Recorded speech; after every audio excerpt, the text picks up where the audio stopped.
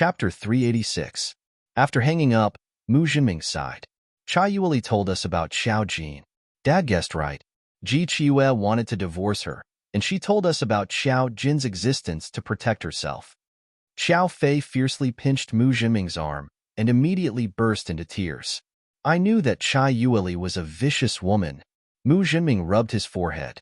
You don't have to think about such nonsense. Right now, it's Uncle Ji who wants to know if she's the granddaughter of the Ji family. He might bring Xiao Jin for verification tomorrow. This matter still depends on whether Xiao Jin agrees or not. Even if the Ji family acknowledges her, it doesn't matter. It matters a lot. I don't think Chai Yueli is worthy of being her mother. Mu Jinming, we'll talk about it when she wakes up. After that, Mu Jinming coaxed Xiao Fei with a few words and managed to coax Xiao Fei to stop. However, Xiao Jin didn't rest. Tomorrow, the Ji family would probably come and ask Xiao Jin to do a paternity test. So be it. She didn't care. It was just that she couldn't return to the Ji family. If the Ji family really caused her trouble, if necessary, she could be ruthless, but she couldn't think too badly of them. At least, Ji Pingon looked like a peaceful old man. But, to be honest, Xiao Jin felt a little annoyed with her cheap parents. The next day, when they woke up early in the morning, it was an extremely extraordinary day for the Mu family. Ji Pingon had brought someone to their door. This time, it was him and Ji Qiue. Unlike Ji Pingon's excitement, Ji Qiue was sizing up Xiao Jin. He found it unbelievable. Xiao Jin didn't look like them at all. Why was Chai Yueli so sure that Xiao Jin was her biological daughter? Mu Xiangshan woke up early in the morning to read the gossip. He took a sip of hot tea and immediately let out a long sigh. Ah, Pingon, you're already so old, but you still believe in such silly things. Your daughter-in-law said that Xiao Jin is her daughter, so it's true? Xiao Jin was adopted by Xiao Fei from the orphanage. We even have an adoption certificate. Musichu had already come down from upstairs. When he saw the situation in the living room, he only observed the situation and didn't speak. Muzillion played games too late last night and was sleeping like a pig. No one woke him up, and he had already missed the opportunity to broadcast. Mu Jinming and Xiao Fei were silent. Xiao Jin didn't come down, and Ji Ping and sat on the sofa. His heart was very excited. His expression was a little awkward, and he felt embarrassed. Xiangshan, I know you might not believe it. When I heard her say it last night, I didn't dare to believe it either. But she said it with certainty. She said that Xiao Jin was her daughter. Mu Xiangshan narrowed his eyes. Then what's with this son? Didn't she say that he was your biological grandson? How did he fall into her hands? Ji Pingon looked even more embarrassed. However, no one spread this news. Ji Qiue hesitated. Uncle Mu Xiangshan smiled. I underestimated Qiue. He has a lot of romantic debts outside. He doesn't even know about his own son. How can he get someone to replace him? He was complaining that he didn't even know that he had a child. Chai Yueli even took him away and treated him as her biological son. Instead, he lost his daughter. Ji Qiue's face turned red, and he was too embarrassed to raise his head. After all, it was indeed embarrassing for such a thing to happen at this time. Chapter 387. Xiangshan, don't worry about him. I've already said that he's a good-for-nothing. When Ji Pingon knew the truth, he couldn't wait to beat Ji Qiue with a few sticks. Thinking that they were all old now, it would be too ugly to beat. He didn't even know who gave birth to his son. He didn't even know where his daughter was. As a father, no one could be so muddle-headed. Ji Pingon looked at Xiao Fei and Mu Jinming. I didn't come here for anything else. I just want to take Xiao Jin to do a paternity test to get rid of this thought. I know it may be hard for you to accept, but if Xiao Jin is really my biological granddaughter, you can't bear to let her not know who her biological parents are for the rest of her life, right? Mu Jinming and Xiao Fei, she knew it very early, even earlier than you. The two looked at each other, and Mu Jinming spoke first. If it's true, of course we won't stop this kind of thing. We also understand how you feel, Uncle Ji. However, the child is so old. Shouldn't we respect the child's opinion? These things should be told to Xiao Jin, not to us. Ji Pingon quickly nodded. Yes, yes, yes. Where is Xiao Jin? Xiao Fei whispered. She should still be sleeping. Ji Pingon actually liked Xiao Jin. The child was good-looking and had an extraordinary temperament. After chatting with her a few times, he liked the girl very much. Unexpectedly, some things were really destined. In fact, apart from Chai Yueli, if Xiao Jin was really his biological granddaughter, it would be a good thing. What he regretted was that he didn't have a granddaughter, and there were many boys in the Ji family. As soon as Xiao Fei finished speaking, Xiao Jin came downstairs. She was not surprised to see the scene in the living room, but when Ji Chiyue saw her, he stood up excitedly. Xiao Jin, was she really his daughter? Ji Chiyue looked left and right. Although she didn't look like it, he was extremely satisfied with her. It was said that there were some bad rumors before, and she was close to the child of the Song family. She was simply the perfect daughter. Xiao Jin only nodded. Ji Pingon looked at her, his eyes filled with excitement. Jan, Mu Xiangshan said leisurely, they said that you are the granddaughter of the Ji family and want to take you for a paternity test. Since everyone already knew, there was no need to pretend. Of course, in front of the Ji family, he still had to make a few announcements. Ji Pingon didn't expect Mu Xiangshan to be so simple and crude. He was stunned for a moment. Xiao Jin. Oh, sure. Ji Pingon and Ji Chiyue. Wasn't he a little too calm? They didn't even see a trace of emotion on Xiao Jin's face. Just like how the weather was today and how it was. Shouldn't they be shocked? His biological family had appeared. Xiao Fei mumbled, are you really going? Xiao Jin. We'll have to face them sooner or later. It doesn't matter who it is. Everyone. Didn't this mean that it didn't matter who the biological child was as long as it was tested? Wasn't that too rude? Xiao Fei took a deep breath and stood up. I'll go with you. They just hoped that it was fake and that they might have seen wrongly. In this case, Xiao Jin was just his good daughter. The biological mother might have been forced to abandon the child, not like Chai Yueli who swapped children for glory and wealth. Chapter 388. Ji Pingon was prepared to explain to Xiao Jin countless times, but he didn't expect Xiao Jin to be so simple and crude. Of course, the Mu family was also very straightforward. Xiao Fei and Muzichu accompanied Xiao Jin and the two of them to the hospital for a paternity test. Because it was too straightforward, Ji Chiyue didn't know where to put his hands and feet when he saw them in the car. It was a blessing that his daughter, who had been living outside, was adopted by the Mu family. At least it wouldn't be too embarrassing when she came back. However, she looked cold and indifferent. She didn't even look at him, who might be her biological father, which made Ji Chiyue a little dissatisfied. He was her father, after all. How could she not even greet him? Unfortunately, he didn't dare to say it out loud. Ji Pingon was at a loss. At his age, he didn't know what to say in the face of such a thing. Along the way, he tried to talk to Xiao Jin and asked about Xiao Jin's past. Of course, most of the answers were actually from Xiao Fei. After all, Xiao Fei was the one who raised Xiao Jin. As his mother, she definitely knew what was going on. This matter was too sudden, and the Ji family didn't spread it. Others had only been paying attention to the fact that Ji Fan wasn't Chai Yueli's biological father, but they didn't expect an even bigger bomb. When they were about to reach the hospital, Ji Chiyue received a call. He answered cautiously. Ji Pingon got angry when he saw him like this. Who is it? Ji Chiyue hurriedly said, It's Sekai. I don't know what happened, but Big Brother knows about Xiao Jin. Ji Pingon frowned. Didn't I tell you not to spread it before it's confirmed? Ji Chiyue looked sad. I don't know who spread it either. It was most likely Chai Yueli. Xiao Fei frowned slightly. It was fine when he hadn't seen her, but now that he had, Xiao Fei felt that Xiao Jin's biological parents were irresponsible at all. A junior called, and he was so timid. He was worse than her. Ji Chiyue added. Sky said he'll come to the hospital later. Ji Pingon frowned even more. He's here? What was he doing here? This has nothing to do with him. That being said, no one knew what Ji Sekai was thinking. Even if he wanted to come, no one could stop him. Who in the Ji clan could stop him? They were probably here to watch the show. The hospital where they carried out the blood test happened to pick the Song family's business.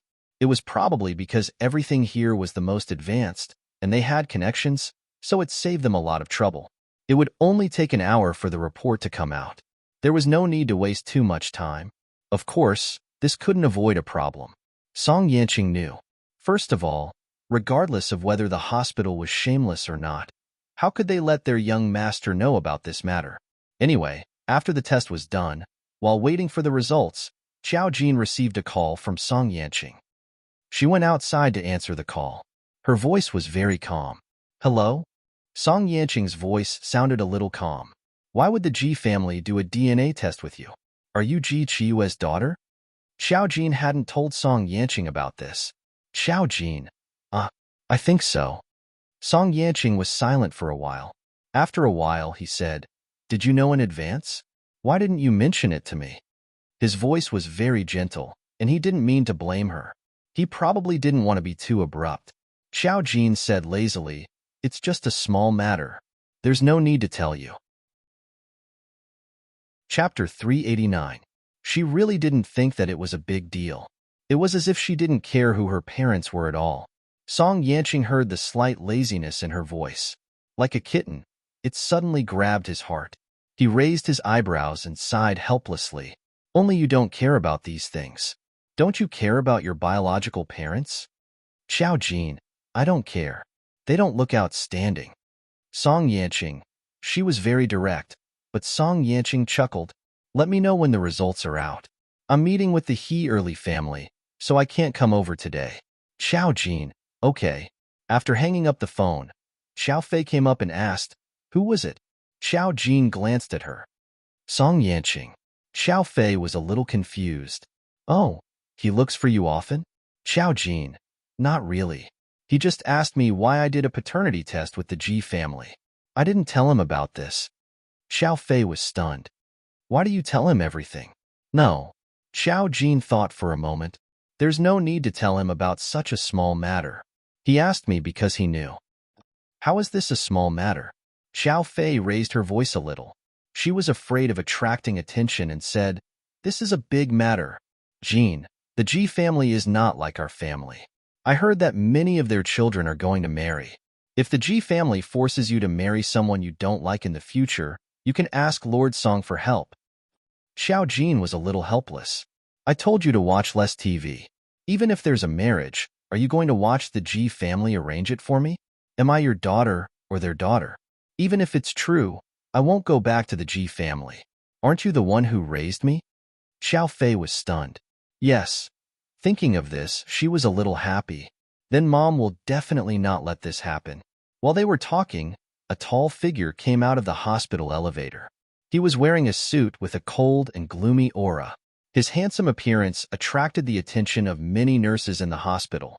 When he walked over and saw Xiao Jin, he stopped and said with a playful tone, Xiao Jin? Xiao Fei was dazed for a moment before he recognized that this was the young master of the Ji family, Ji Sikai.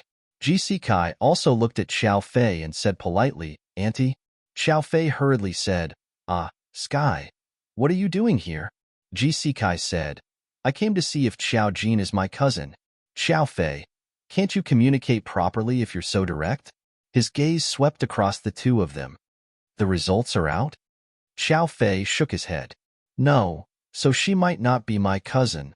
Ji Sikai retracted his gaze, his smile somewhat gloomy. I hope not either. Xiao Fei immediately felt a little awkward. Whether or not she was his cousin, Ji Sikai's words seemed a little. Was he targeting Xiao Jin too much? Xiao Jin glanced at Ji Sikai and didn't want to talk to him. At this moment, the doctor came over with the test report. Xiao Fei heard the sound and immediately pulled Xiao Jin over, only to hear the doctor announce the results. Xiao Jin and Ji Qiue were indeed related by blood. Ji Qiue was Xiao Jin's biological father. Hearing the news, some people were happy, some were dumbfounded, and some sighed. Ji Sikai, who was standing at the back, heard the results and his face immediately darkened. After a long while, he revealed a smile with a hint of viciousness. She looked at Xiao Jin, and Xiao Jin said, There's no need. You can tell anyone about this, or you can keep it to yourself.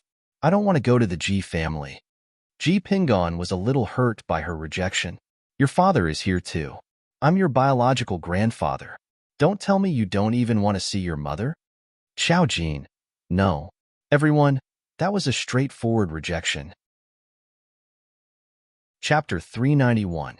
If she doesn't want to, are you going to handcuff her back? Ji Sikai walked over and looked at Ji Chiue with a faint smile.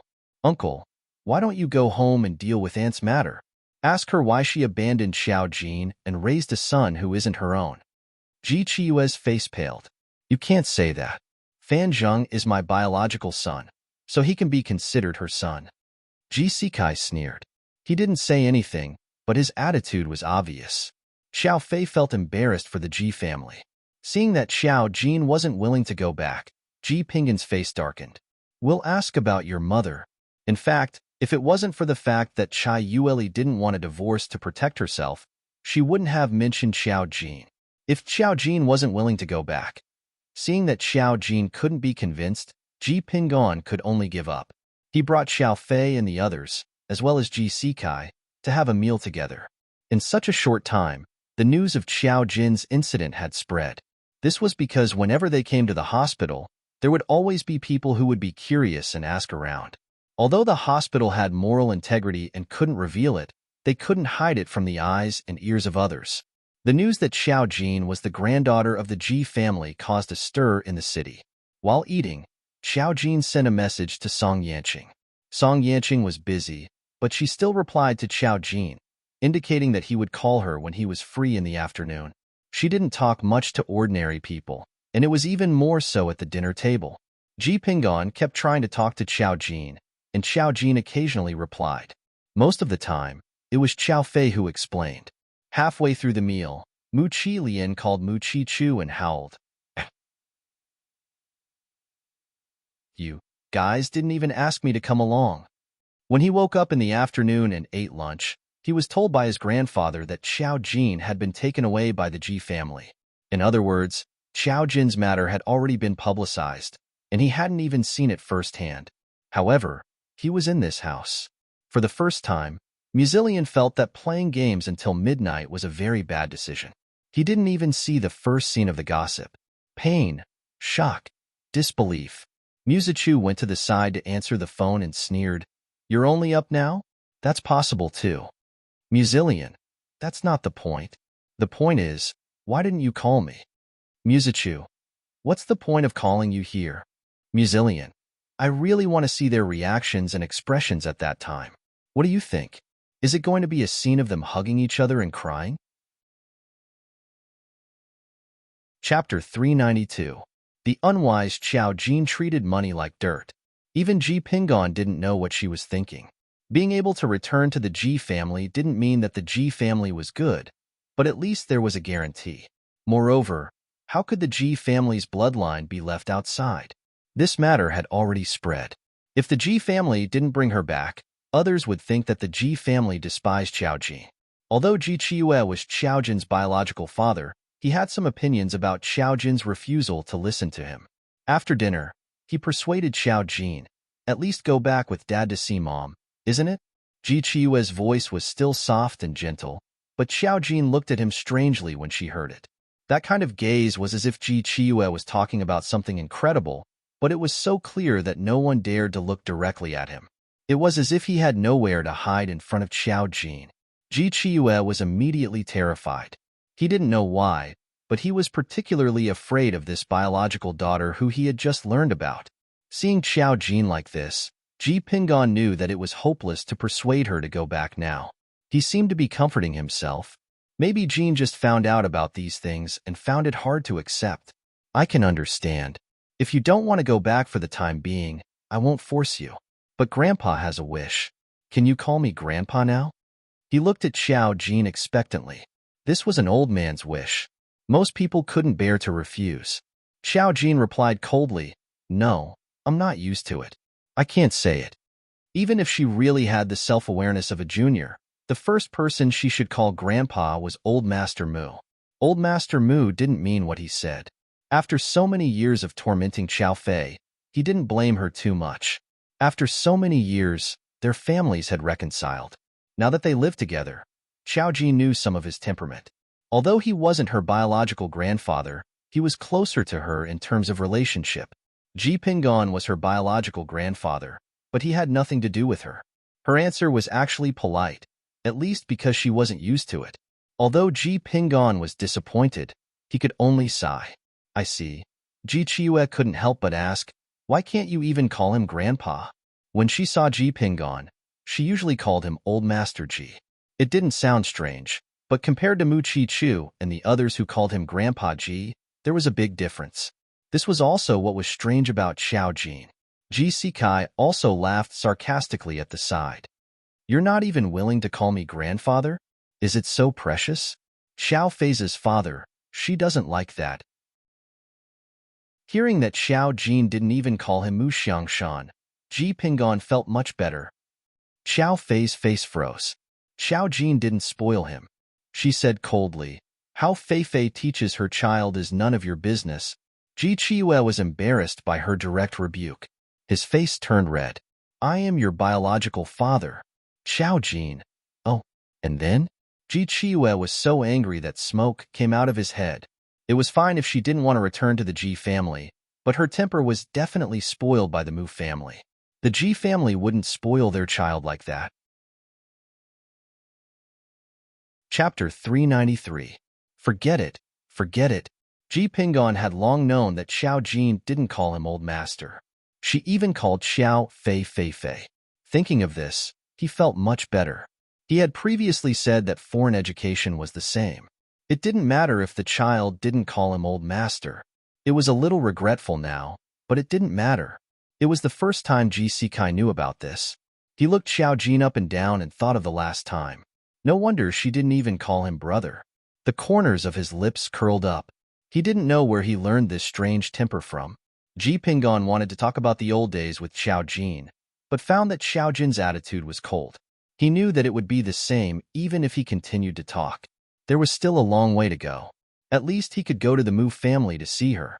Moreover, the family really had to deal with Chai Yueli's matter first. Thinking of this, Ji Pingon couldn't help but glare at Ji Chiyue. It was all because of this good-for-nothing thing. Ji Chiyue had been bullied by Xiao Jin, and now he was being scolded by his father. He was inhumane. When he went back, he still had to face Chai Yueli, who cried and threatened to hang herself, and a son who didn't know how to face him. He felt that the world was really unfair to him. Xiao Fei, I'll have to trouble you to take care of Xiao Jin. If you need anything in the future, just ask. Ji Pingon faced Xiao Fei and earnestly entrusted him. Now that Xiao Fei knew that Xiao Jin really didn't want to go back, he was much happier. At the same time, he felt sad for old Master Ji. Although his parents were good for nothing, the old man was not wrong. He just wanted his granddaughter to go back. If his granddaughter didn't go back, he wouldn't force her. He was already very open-minded. Xiao Fei was very respectful to Ji Pingon. Uncle Ji, don't worry. Jean is fine in our family. You can come to see Jean more often in the future. I can also bring Jean to see you. She still knew how to do some things, which comforted Ji Pingon a little. Xiao Jin didn't want to go back, but she didn't object to Xiao Fei's proposal to bring her to see Ji Pingon. All right. Ji Pingon glanced at Xiao Jin reluctantly, but he was still relieved in his heart. Fortunately, although her temper was a little strange, she looked outstanding. She was his granddaughter, and this was the most comforting point. At this moment, Ji Sikai took the initiative to say, "Third Grandpa, I'll send you back." Ji Pingon didn't object and nodded. From the beginning to the end, Ji Chiyue was like an invisible person except for a few words. No one was willing to talk to him, and he was full of anger. After they parted ways, Xiao Fei brought Xiao Jin and the others back. He got into the car and complained to Ji Pingon, "Dad, look at her. What has the Mu family taught her? You don't even want to greet me." "Then what's wrong?" Ji Pingon spoke up for Xiao Jin. She just didn't want to call anyone. "Wasn't she very polite to us? She didn't point at your nose and scold you, did she? If I had a father like you, I wouldn't acknowledge you either." Ji Chiyue. "Besides, how did you make her think it through?" Ji Pingon sneered. "Your wife abandoned her own daughter for a son. She was raised by the Mu family for so many years. It's not your turn to criticize her.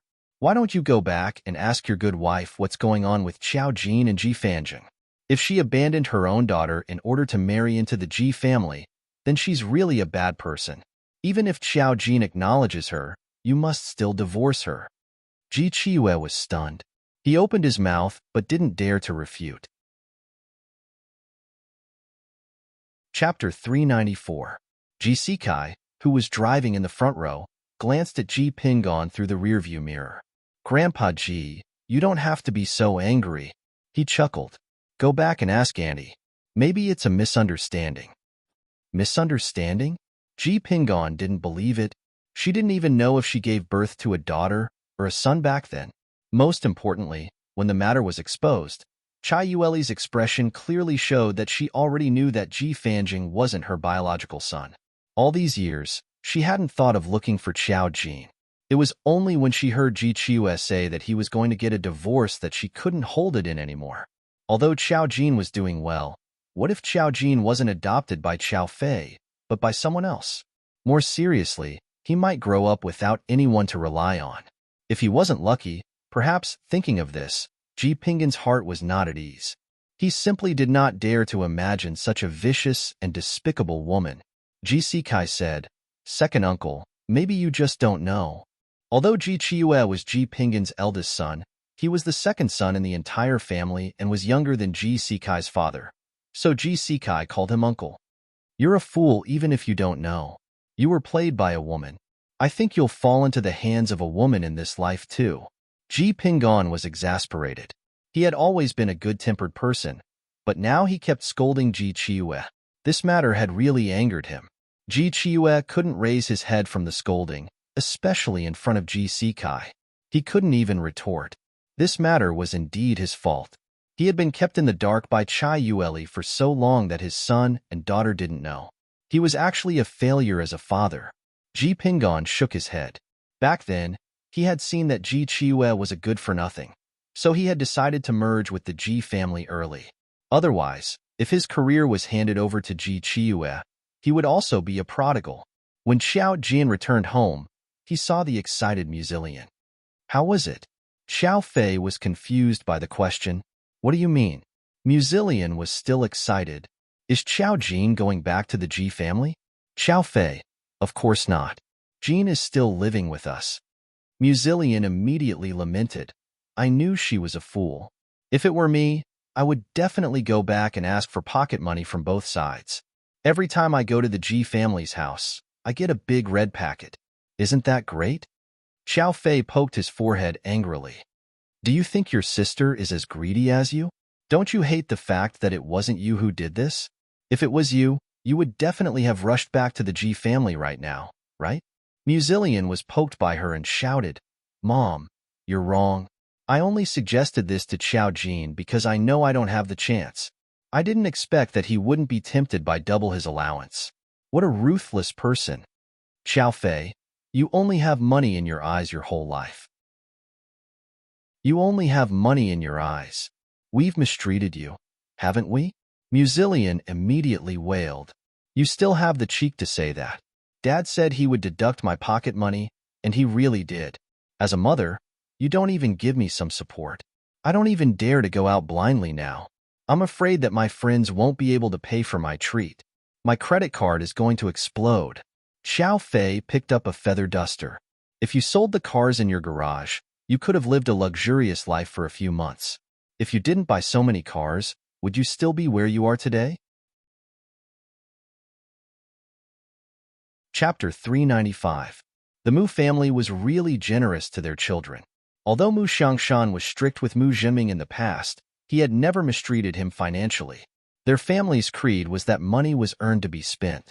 The two sons of the Mu family were treated very well. Other than pocket money, they also bought cars and branded watches with the family's money. The Mu family was not as rich as the Song family and the Ji family, but it was also a new rich family. Musilian had dozens of limited edition sports cars. He did not wear branded jewelry, but he had a lot of them. This was the result of the Mu family restraining him.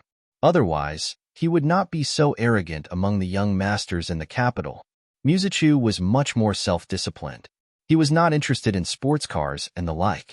The few cars his grandfather and father gave him for his birthday were usually driven by Musilian to show off.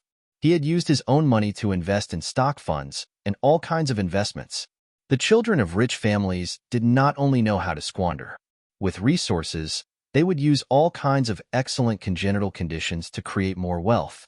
Of course, there was nothing they could do if they met someone who was really useless. However, for an outstanding family like the Mu family that had produced Musichu and Musilian, other than natural disasters, they would only get richer. When Xiao Fei raised Xiao Jin in the past, when they just returned to the capital, Xiao Fei went back first. Mu Zhiming did not have any relationship with this adopted daughter, but he did not mistreat her either. It was obvious that he bought a house casually. Xiao Fei usually gave her pocket money. Although it was not as much as the Mu brothers, it was really much more than ordinary people. Now that she was back in the Mu family, her pocket money was already on par with the twins. She just did not use it. Therefore, Xiao Jin's karma had nothing to do with the Mu family couple. This was because the two of them did not treat her well at all. Naturally, there was no karma involved. Musichu and his brother had a little karma. It was probably because of this incident when Musichu brought Xiao Jin to see Feng Fei. Now, with the changes of time, it had disappeared. Xiao Fei was such a gentle, naive, and sweet woman. She would only panic in front of Musilian. Now that he heard his son's nonsensical words, he could only say resentfully, "Wait for your father to come back and deal with you." Musilian said indignantly, "There's no justice in this world." Mu Xiangshan came out with a thermos flask in his hand. "Is the matter settled?" Xiao Fei threw the feather duster away and restrained himself a little. "It's done." When Mu Xiangshan saw that Xiao Jin was still here, he knew that she hadn't returned to the Ji clan. He couldn't help but sigh. This matter has nothing to do with Ping'an. If you want to blame someone, you can only blame Ji Qiue and his wife. Xiao Fei muttered, "I know. Old Master Ji is the same. He's already so old, yet he still encountered such a thing." Mu Xiangshan continued to ask, "What did you discuss? What will you say in the future?" Xiao Fei, "Just like that. Sometimes, Old Master Ji comes to visit, and sometimes, I bring Xiao Jin to visit him." Mu Xiangshan nodded and waved his hand. "All right, it's not like our family can't afford to raise another mouth." Musilian asked the key question. "Now that Xiao Jin is considered a member of the Ji clan, we're also relatives of the Ji clan. In the future, when we go to the Ji clan, will they give us red packets?" Everyone, Xiao Fei couldn't care less about Mu Xiangshan's presence. He picked up the feather duster and chased after Mu Qi. "Aren't you ashamed?" Mu Xiangshan added leisurely, "Just beat him to death. What's the point of raising him?" Chapter 396. Xiao Jin went upstairs to rest in the afternoon. When Mu Zhiming came back in the evening, they went down for dinner and discussed this matter at the dinner table. Everyone didn't have any opinions about Xiao Jin not going back. Xiao Fei couldn't wait for her to stay by his side. In other words, other than the Ji family knowing that she was their biological daughter, everything else was the same. When she returned to the room, Song Yanqing called after he was done with his work. "How was the matter today? I saw on your WeChat that you wouldn't go back to the Ji family, right?" He seemed to be walking. His voice was as quiet and deep as usual, with a unique texture that was as pleasant as music. Xiao Jin nodded and flipped through the ancient book left behind by the Zhongli family. "I didn't plan to go back in the first place. The Ji family has a lot of things to do." She didn't need to calculate. She could tell that the Ji family was troublesome. It was better to stay in the Mu family. Fei and the others were good people. Song Yanqing chuckled. "Your background is more complicated than I thought." Xiao Jin said, "It's not complicated. I was just abandoned." She used the word abandoned to state a fact. Song Yanqing was silent for a few seconds. He sighed and said, "Are you really not sad?" "Not at all. Don't guard against me. You can tell me if you have something to say. You can also tell me if you're unhappy." "Of course not." Xiao Jin's tone was very calm. "To me, they're just another layer of blood relations. In essence, they're still strangers. So I don't feel anything at all." Sad was a word that was very far away from her. "That's good." Song Yanqing saw that she was really not sad and said happily, "I'll treat you to a meal tomorrow. Do you have time?" Xiao Jin, "Yes." Every time he invited her, she would always obediently say that she had time and wouldn't refuse. This made him very happy. "Okay." His voice was as gentle as water. "Have a good rest." See you tomorrow. Good night. Good night. After hanging up the phone, Xiao Jin was very straightforward. She flipped through the ancient book and saw a few places. She narrowed her eyes slightly. Calculating the time, her second backlash was about to arrive. She had already smelled a little danger. Of course, she could not just stay in the Mu family. She changed her clothes and put on her shoes, ready to go out. This time, only Mu Xiangshan was downstairs, watching the news on TV in the living room. When he saw Xiao Jin, he asked naturally, "Where are you going?" Xiao Jin, disco? Mu Xiangshan. She didn't look like someone who liked to dance. Muzillion watched her leave and was so stunned that he forgot what he was going to say to stop her. He just thought that it was not good for a girl to go out in the middle of the night, and it was even something as indecent as disco dancing. Mu Xiangshan felt that it was Muzillion's fault. He went to knock on Xiao Fei's door and successfully put the blame on Muzillion. Muzillion, who was still playing games in the room, was beaten up by Xiao Fei for no reason. Xiao Fei called Xiao Jin. "Jin, where are you going in the middle of the night?" "Disco dancing. I'll be back in a while." "Fei, don't worry. I'll be back soon." "Xiao Fei, are you so impudent now?" Muzillion held his face and cried, "What did I do wrong? She went to the disco, not me. Why did I get beaten up? Do you hear what she said?" Chapter 397. Xiao Jin hung up Xiao Fei's phone call and walked outside. She didn't go to the street this time. Last time, it happened suddenly. This time, she was prepared and ran directly to the suburbs. She got on the bus and went directly to the place farthest away from the capital. The driver saw her alone and kindly reminded her that the bus stopped at 11:30 and asked her to be careful. Xiao Jin nodded and walked away. Her figure gradually disappeared in the shadows that the dim yellow light couldn't reach. In the middle of the night, there were not many people in the suburbs, but there was an inexplicable sense of danger. Her five senses began to gradually blur again. She couldn't sense the direction of the danger. This time, it seemed to be different because she felt that someone was following her. The Feng family still didn't give up? She looked down. No, it wasn't the Feng family. Last time, 3 spiritual readers died. The Feng family would never do such a stupid thing again if they couldn't find out the reason. The asphalt road in the suburbs was covered with low bushes full of weeds. Few people usually came here. Basically, only cars entering the city or few people lived here. There weren't even many surveillance cameras on the roadside. She walked slowly alone. Suddenly, she heard a soft rustling sound, as if something was moving under her feet. She just looked down and saw a few vines coming out of the bushes. They quickly wrapped around her ankles, and then pulled fiercely. Xiao Jin was pulled down. Her body fell heavily to the ground. The gravel of the low grass on the ground rubbed against her delicate skin. A huge force dragged her back. Thin streaks of blood suddenly appeared on his body, and the white t-shirt he was wearing also had traces of tears. It should have been a scene that made people panic, but they didn't hear an abnormal muffled groan. Xiao Jin was pulled into the dense forest inside and was hung up by a few vines. At this time, except for her face, there were more bloody marks on her body, but her eyes were still so calm that it made people feel a little scared. Someone walked out from the shade of the tree and looked up at Xiao Jin. It was quite interesting. "You are not as powerful as I thought."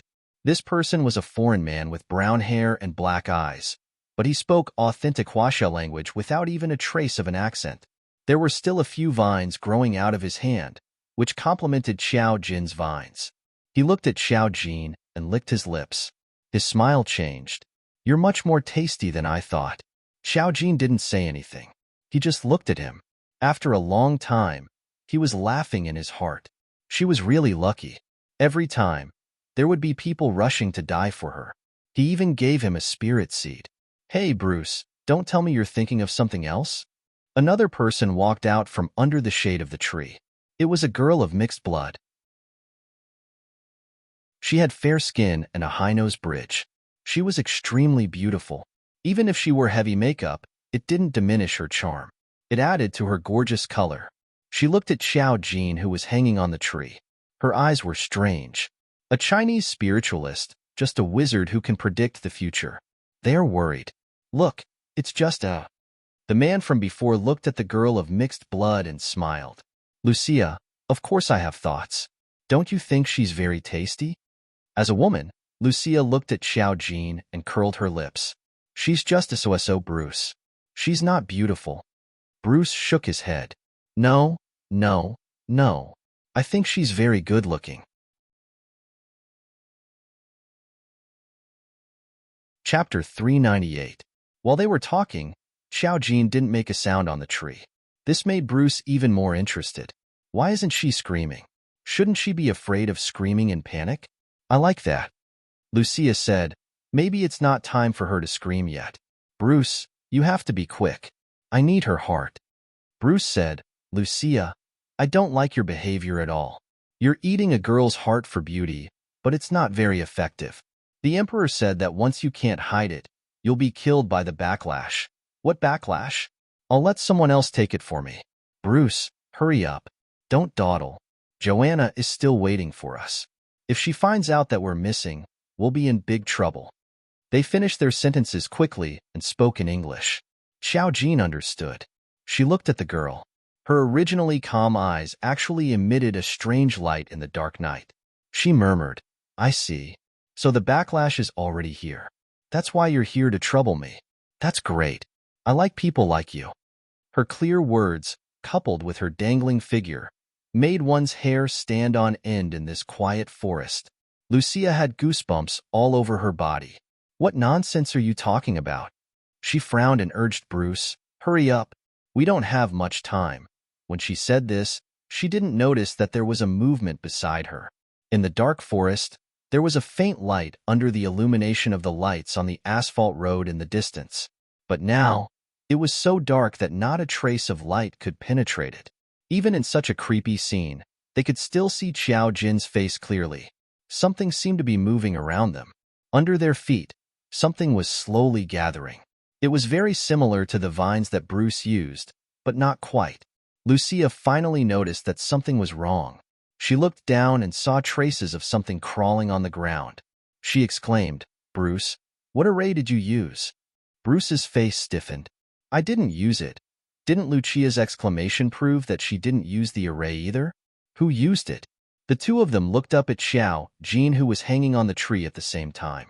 At this moment, the sound of the thin rope grew louder. Lucia and Bruce were horrified to discover that a huge figure was forming behind Xiao Jin's back. It was the broken branches and leaves of the forest that were originally moving. They seemed to be controlled by someone as they frantically gathered and spun together, gradually forming a huge black figure. It had 4 limbs like a human, but its face was closer to a trance. It did not seem threatening, but it emitted a deadly dark aura. What is this? WTF? What kind of array was this?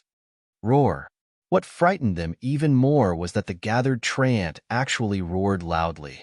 That roar was like that of a giant abyss beast that seemed to be able to penetrate one's eardrums. The moment it finished roaring, it actually started running straight towards the 3 of them. At the same time, 7 or 8 vines extended from its body. It looked like a move used by Bruce, but the difference was that the vines were extremely fast, like sharp swords. Bruce, is this one of your moves? Lucia screamed. Xiao Jin, who was on the tree, immediately broke free from the vines and jumped down, dodging to the left in an instant. With a swoosh, a vine brushed past her ear. The rough edge of the tree mark easily cut off 2 strands of her hair that flew up because of her movements. Chapter 399. This time, Lucia and Bruce instantly realized that something was wrong.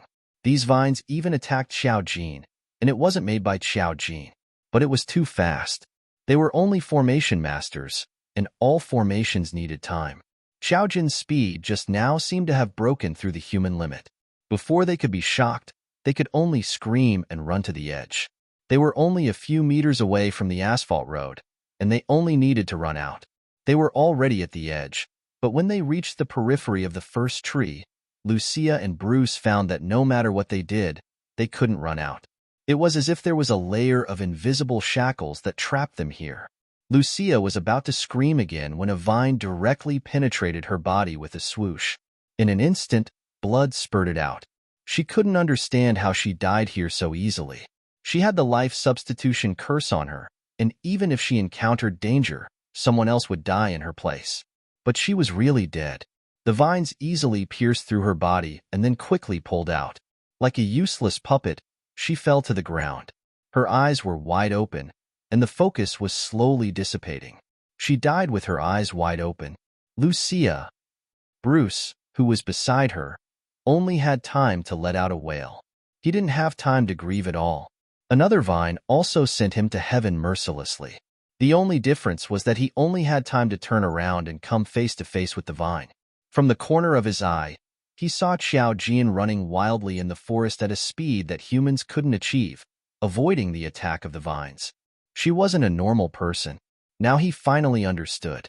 Unfortunately, it was too late to regret. The vine penetrated his heart. It was a one-hit kill, and it didn't show any mercy. He didn't know why. Like Lucia, he didn't know why he would die here. He didn't even know what kind of thing killed him. What killed him was naturally a weapon formed by karma.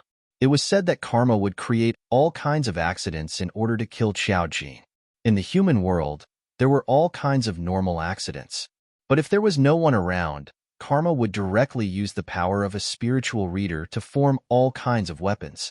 Because to them, in the world of spiritual readers, this was just an accident. Everything was within reason, as long as they could kill Xiao Jin. It didn't matter what kind of formation the two of them had on them. It was useless against karma. With such a huge debt of sin, it was enough to kill them mercilessly and become Xiao Jin's scapegoats. Xiao Jin was very fast, so fast that he could only dodge the attacks of the vines. The tree man roared as it chased after Xiao Jin, as if it did not care if its voice would attract the attention of others. Of course, there was a formation around it. Unless someone barged in directly, it would either automatically end when the time was up, or it would only return to normal after killing Xiao Jin.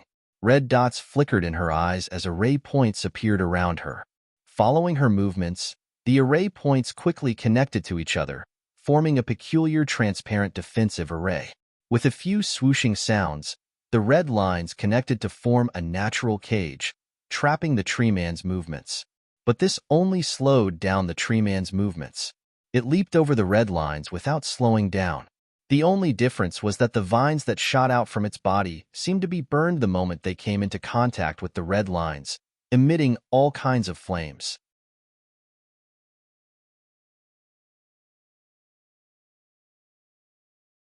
No one could stop the destruction of heaven and earth. Amidst Eddie's blood-curdling screams, she could only watch as Eddie was engulfed by a ball of fire. Eddie could only manage to say, "It's her." Before he could finish his sentence, he turned into a pile of ashes. The flames immediately disappeared, and the room became quiet. Apart from a pile of dust on the ground, there was no trace of anything. When the fire disappeared, Joanna and the group of people behind her were drenched in cold sweat. Their bodies almost went limp. The flame was not extraordinary, but it seemed to have the power to destroy the gods. He didn't even know why Eddie had died. After a long time, Joanna woke up with sweat all over her body. Her body trembled as if it was a stress reaction. 2 lines of tears flowed down her beautiful face. Then, she screamed in a hurry, "Eddie! Eddie!" Her voice was heart-wrenching and filled with despair, because Eddie was her younger brother. Chapter 401. Xiao Jin had just walked out of the dense forest when she suddenly felt something different. She looked up and saw the dazzling light. She squinted slightly and saw Song Yanqing standing under the street lamp. He was wearing a long beige trench coat. Standing there, he seemed to blend into the darkness. He was still a handsome and elegant man, but the coldness in his body was getting heavier. Only that pair of eyes, no matter when, were bright and resplendent. He looked at Xiao Jin. After a long silence, his voice was inexplicably deep. "You're injured," Xiao Jin replied. "It's just a superficial wound. Why are you here?" Song Yanqing couldn't sense that she was in danger, because his ability wouldn't work on Xiao Jin. Xiao Jin didn't look very good now. When she came out, She wore a t-shirt and jeans casually. At this time, the t-shirt wasn't tattered, but it didn't look good either. A large part of the sleeve was torn and fell directly. There were small red marks on her wrists, neck, and shoulders. Some of them had oozed blood, but now they had coagulated. She looked embarrassed and delicate. In fact, they were all superficial injuries. At that time, some of her perception was blocked by the backfire. She didn't know who was behind this. She deliberately let the other party catch her because she wanted to know who the other party was. Now it seemed that it was the same thing. The other party died too quickly. Xiao Jin didn't even have a chance to take revenge. Song Yanqing had always been gentle and cold in front of her. At this time, he blended into the darkness, and there was a different kind of strong and dangerous aura. I can't sense that you are in danger, but I can know the movements of those people. His calm tone made Xiao Jin smell an inexplicable sense of danger. She tilted her head and thought for a moment. Why are you angry? Song Yanqing. He didn't know Xiao Jin's movements, but he could know the movements of others. He had been monitoring Xiao Anna and the others. He was a spiritualist, so he could know what he wanted to know. Tonight, he felt that the two people brought by Xiao Anna were a little strange, and he sensed that they were using power. He subconsciously called the Mu family. In the end, he learned that Xiao Jin went out with the excuse of dancing. He knew that Xiao Jin would never go to such places. She was doing something behind the Mu family's back. He wasn't worried that Xiao Jin was in danger. He just wanted to take a look. In the end, he thought too much. Xiao Jin was still in danger. He came here based on his intuition as a spirit master of speech. Those people's auras were gone, and he saw a pitiful little girl in a sorry state. Perhaps she wasn't a pitiful little girl, but she was in his eyes right now. Hearing her naivety, he frowned and sighed. He walked over to Xiao Jin and grabbed her wrist. What do you need to do? Why are you in such a sorry state? Xiao Jin did not think much of it. Compared to the injuries she had suffered in the past, this was nothing. I'm also injured. Song Yanqing repeated this sentence. She had always done things with a sense of propriety, but she had made herself like this. He held Xiao Jin's hand and wanted to use his spiritualist ability. However, Xiao Jin said, Your ability can't be used on me.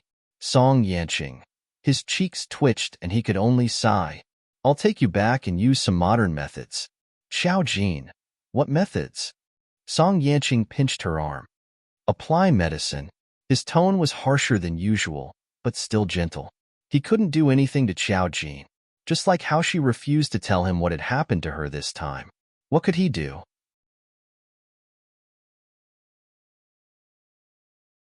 Chapter 402. Song Yanqing came here directly. In other words, there was no one to send him or pick him up.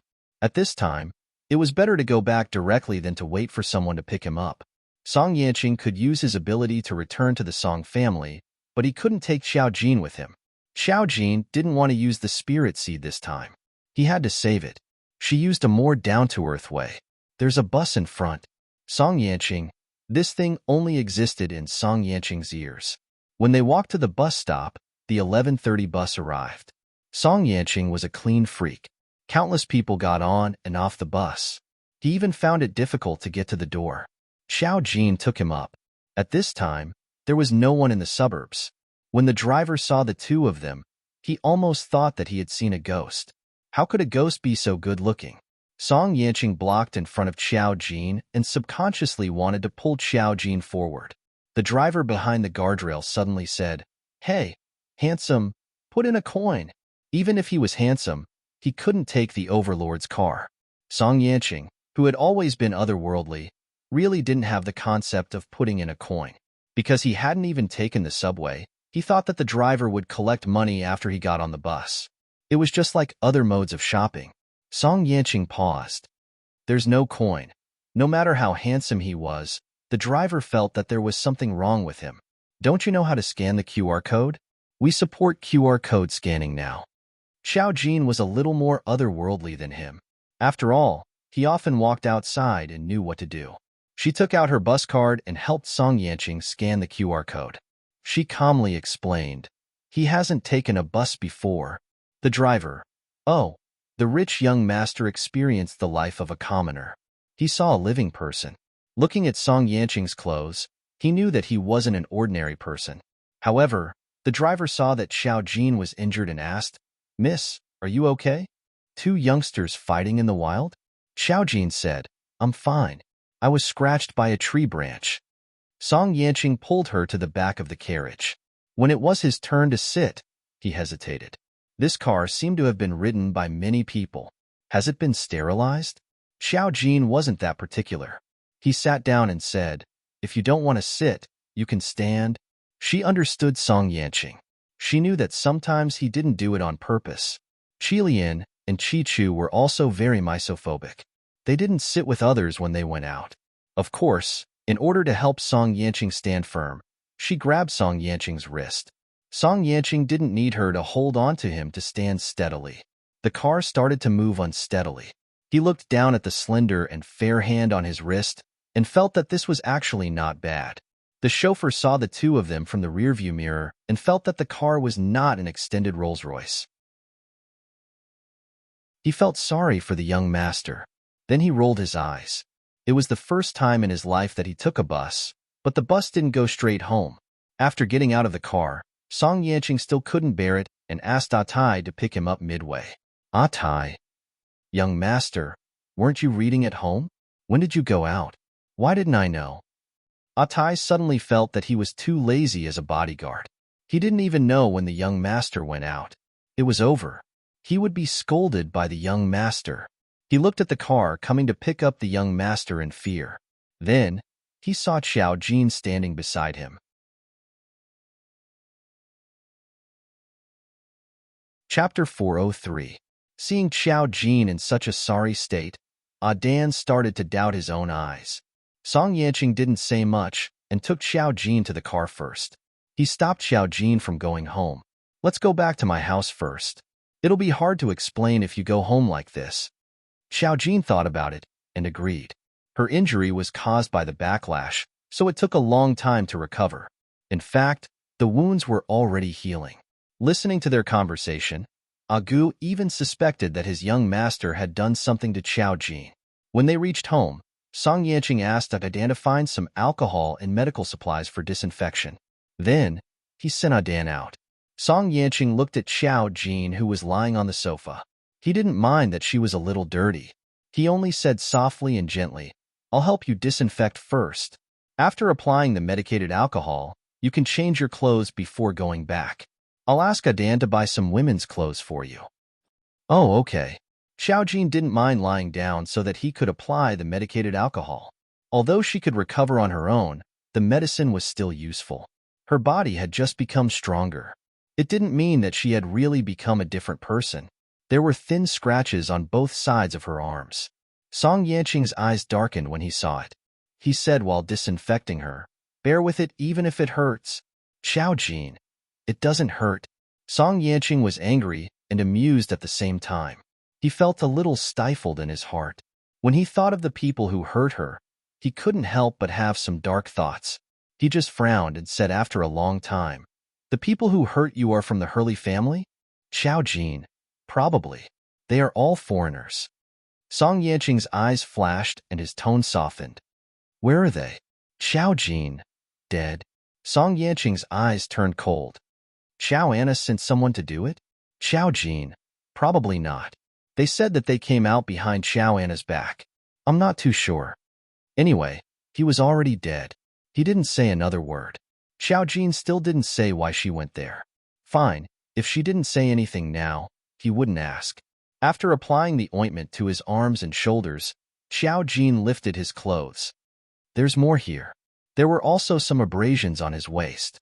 Song Yanqing was caught off guard and lifted her clothes. Although he didn't see anything he shouldn't have, his mind went blank for a moment when he saw her soft and slender perfect waistline. Her round belly button rose and fell as she breathed. This was the first time he had seen a girl's body. It was porcelain white and lustrous, just like the texture of milk. Xiao Jin saw that he didn't say anything and glanced at him. Suddenly, he thought of something and covered his body with his clothes again. "Oh, I'm a girl." It didn't seem normal between a man and a woman. In fact, She really didn't have this concept. In the past, she was high and mighty. Not to mention the difference between men and women, she looked at everyone the same. If she hadn't realized that there were some differences in the contact between men and women in modern society, she wouldn't have realized that this behavior was a little abnormal. Song Yanqing, however, chuckled. He was shaking all over. "You just realized that you are a girl now?" Then he said, "I just helped you apply the ointment. This is very normal." They had already held hands and touched faces. In fact, they had already gone beyond the rules of friends. However, Song Yanqing knew that this might be her concept of friends. In the future, when she met other friends, she would most likely not take them seriously, because in her heart, there was no concept of feelings.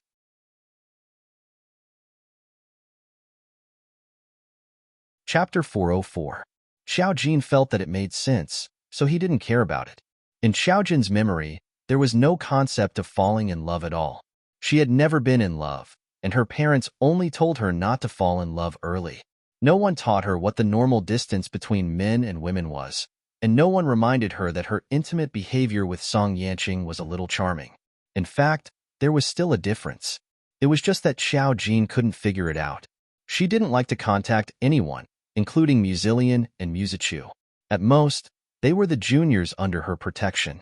Only Song Yanqing, whom she regarded as a friend, didn't feel that these things were abnormal. In addition, Song Yanqing deliberately guided her. From the beginning to the end, she measured the world with her way of doing things, just like how she didn't call Muzilian and the others brother. Song Yanqing didn't have any feelings for Xiao Jin because of this. Even if he did, he wouldn't show it. He naturally helped Xiao Jin disinfect the medicinal wine. She couldn't take a bath after applying the medicinal wine, but in fact, Xiao Jin's wound had already begun to recover in the process of applying the medicinal wine. There were even some shallow traces left. Song Yanqing was a little surprised by Xiao Jin's recovery speed, but it made him feel a lot more relieved. Not wanting Xiao Fei and the others to worry and ask more questions, Xiao Jin called back before she came back and said that she had something to do. After returning home, she wasn't used to the dirt on herself. After taking a bath and changing into pajamas, she greeted Xiao Fei and the others and said that she was back. Xiao Fei and the others didn't know the truth. They only thought that Xiao Jin really went out to play. They were worried and didn't know how to discipline her. Could it be that the Ji family's matter was still a little irritating to her? When Xiao Jin woke up in the morning, Xiao Fei told her a piece of embarrassing news only to the Mu family except for her. Chai Yueli came to the door. She was crying in the living room, and he was too embarrassed to chase her away. Xiao Fei didn't know how to get along with her, and he couldn't hide it from Xiao Jin. He could only wake Xiao Jin up. After Xiao Jin woke up, he washed his face and brushed his teeth. After the morning washing was done, he walked out slowly. Chai Yueli cried for as long as she was busy. This gave Xiao Jin a deeper understanding of the saying that all women were made of water. When Chai Yueli, who was dressed luxuriously, saw Xiao Jin coming down from upstairs, her sobbing suddenly erupted like a flood. "Jin." That voice was so sorrowful that it sounded as if it had encountered something very sad. It was enough to break one's heart. Beauties always looked good when they cried. Xiao Fei's expression was strange and somewhat awkward. Muzilian wanted to watch the show, but he couldn't stand Chai Yueli's cries. He found an excuse and slipped away like his brother.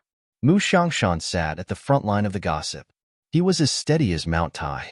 He just wanted to watch the show. Xiao Jin looked at Chai Yueli and said gently, "Don't be like this. You recognized me the last time we met, but I didn't see you so sad." Chai Yueli's expression froze. Some truths were always so piercing to the heart when spoken out. Chai Yueli cried awkwardly and explained, I didn't recognize you the last time. I went back and thought about it for a long time before I felt. She didn't believe what she said. How could she be sure that the other person was her own daughter after thinking about it for a long time? If Xiao Jin didn't look exactly like her mother, she probably wouldn't have recognized her. Xiao Fei was a little angry.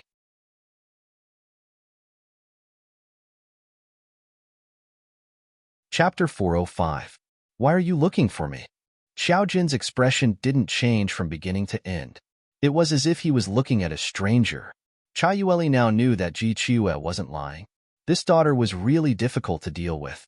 Her eyes were hazy with tears. I had my reasons for what happened in the past. When I gave birth to you, I really didn't know who took you away.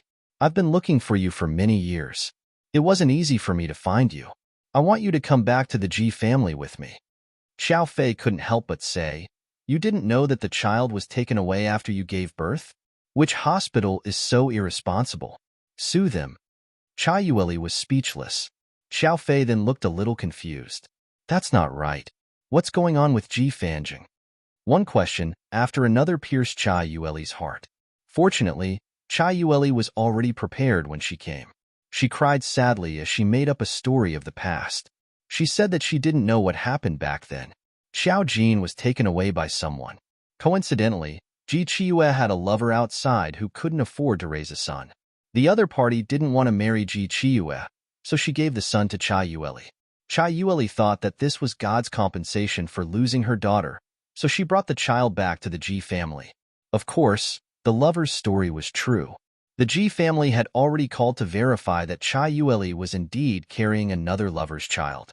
However, Ji Chiyue didn't know about the child's existence at all because that lover had broken up with him for a few months. When they broke up, he didn't know that the other party was pregnant. The other party had found true love and didn't want to marry Ji Chiyue. Cha Yueli found her and hit it off, so she took the child over. This story might be true, but it was only about the lover who gave the child to Cha Yueli. After all, it was confirmed by a phone call. How did she do it? What reason did she use?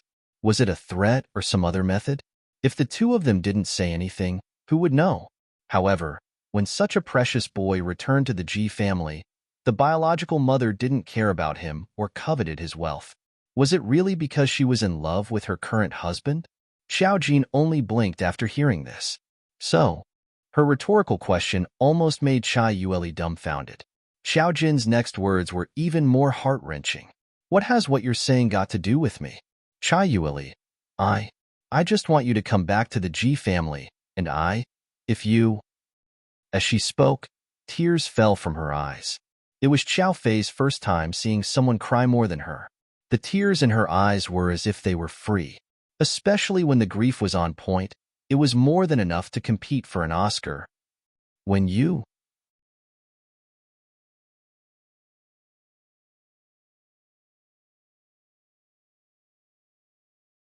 Chapter 406. Mu Xiangshan sipped his tea leisurely. Wonderful. Cha Yueli wanted to pull Xiao Jin's arm, but Xiao Jin avoided her. Her tears continued to fall. Jin, can you go back with me? Xiao Jin was merciless. Did old Master Ji tell you that as long as you persuade me to go back, he won't let Ji Chiyue divorce you?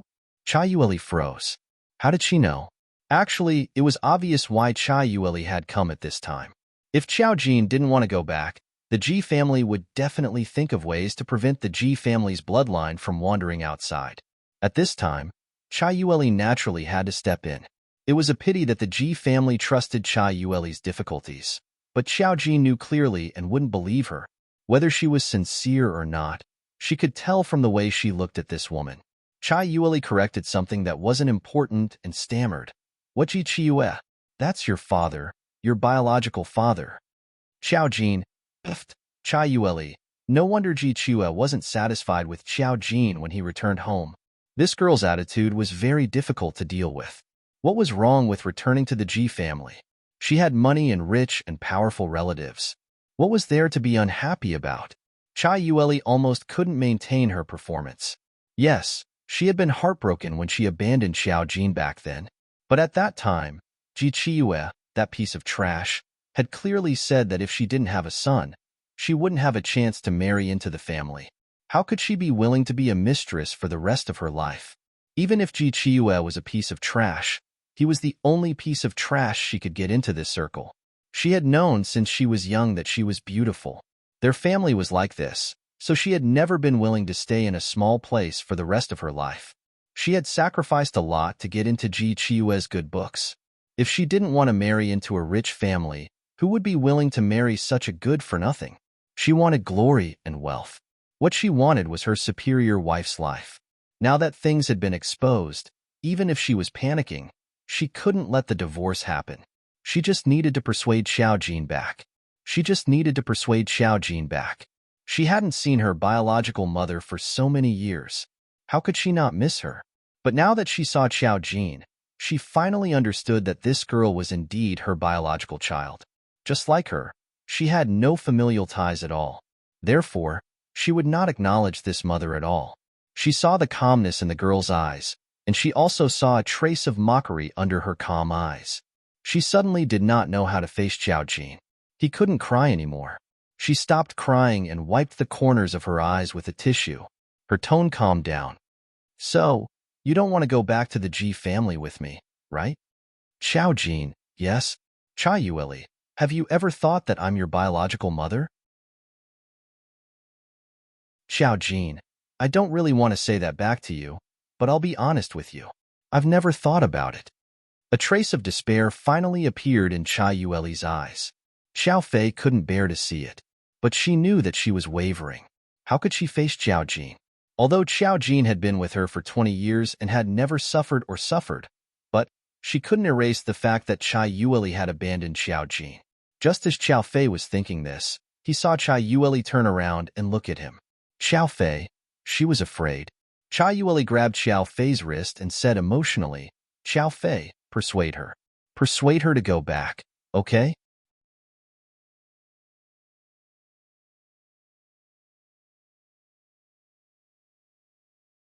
How ugly would it be if they insisted on diverting the matter? You've been Mrs. G for so many years. Why don't you know how to pay more attention to your face? Her tone was very light, as if she was talking to an unreasonable person.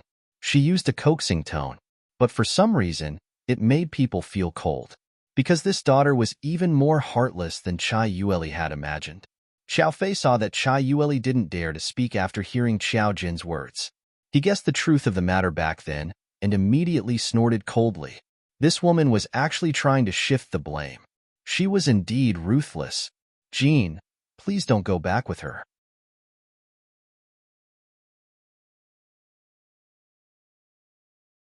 Chapter 408.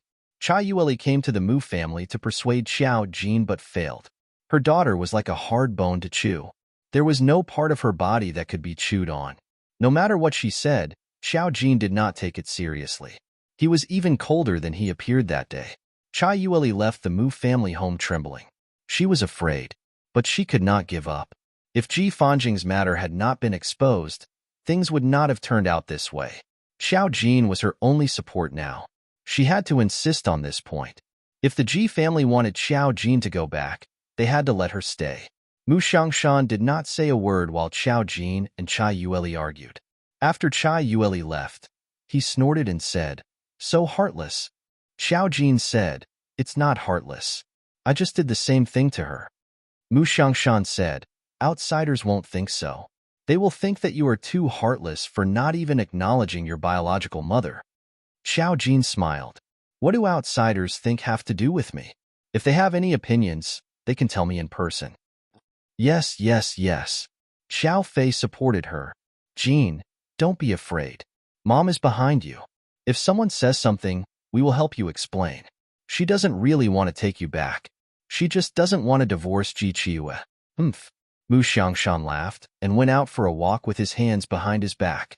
At this moment, Xiao Jin's WeChat message popped up. "He Yao, urgent news. Are you there?" Xiao Jin looked down and said to Xiao Fei, "I have something to do. I will be back tonight." Xiao Fei was stunned. "Why are you going out? You are out every day during the summer vacation. Do you want to accompany me to Europe?" Not only could she relax, but she could also avoid the Ji family's troubles. "Xiao Jin, I don't have time for now. I will go out first. Bye, Fei Fei." Xiao Fei, sigh. Although she had rejected the Ji family, she was still that rebellious girl. Xiao Jin replied to He Yao's message as he walked. It was Jin Jinyo. "Speak?" "He Yao, didn't I tell you about the He Early family? Something big happened today. Their family lost 3 spiritual readers, and one of them was killed in his room. Apparently, they haven't even found the murderer yet. Now, they're looking for the murderer everywhere, demanding an explanation from the spirit group." "He Yao, One of the people who died was her younger brother. It will probably be chaotic for a while. It was Jean Jinyo. Are you afraid of her? Hiao. I'm not scared. It's troublesome. Hiao. Joanna is now crazy. We are afraid that she will secretly attack ordinary spiritual readers. It was Jean Jinyo. I suggest sending her back to her country. Hiao. Hiao. It would be great if it were that simple. Now that Xiaoanna's brother has died in the country, it is indeed a troublesome matter. This is also an inconceivable matter for us. Her brother was killed in a hotel right in front of her, and the murderer has not been caught. If such a terrifying person appears in the capital, not only them, but our spirit group will also be in danger.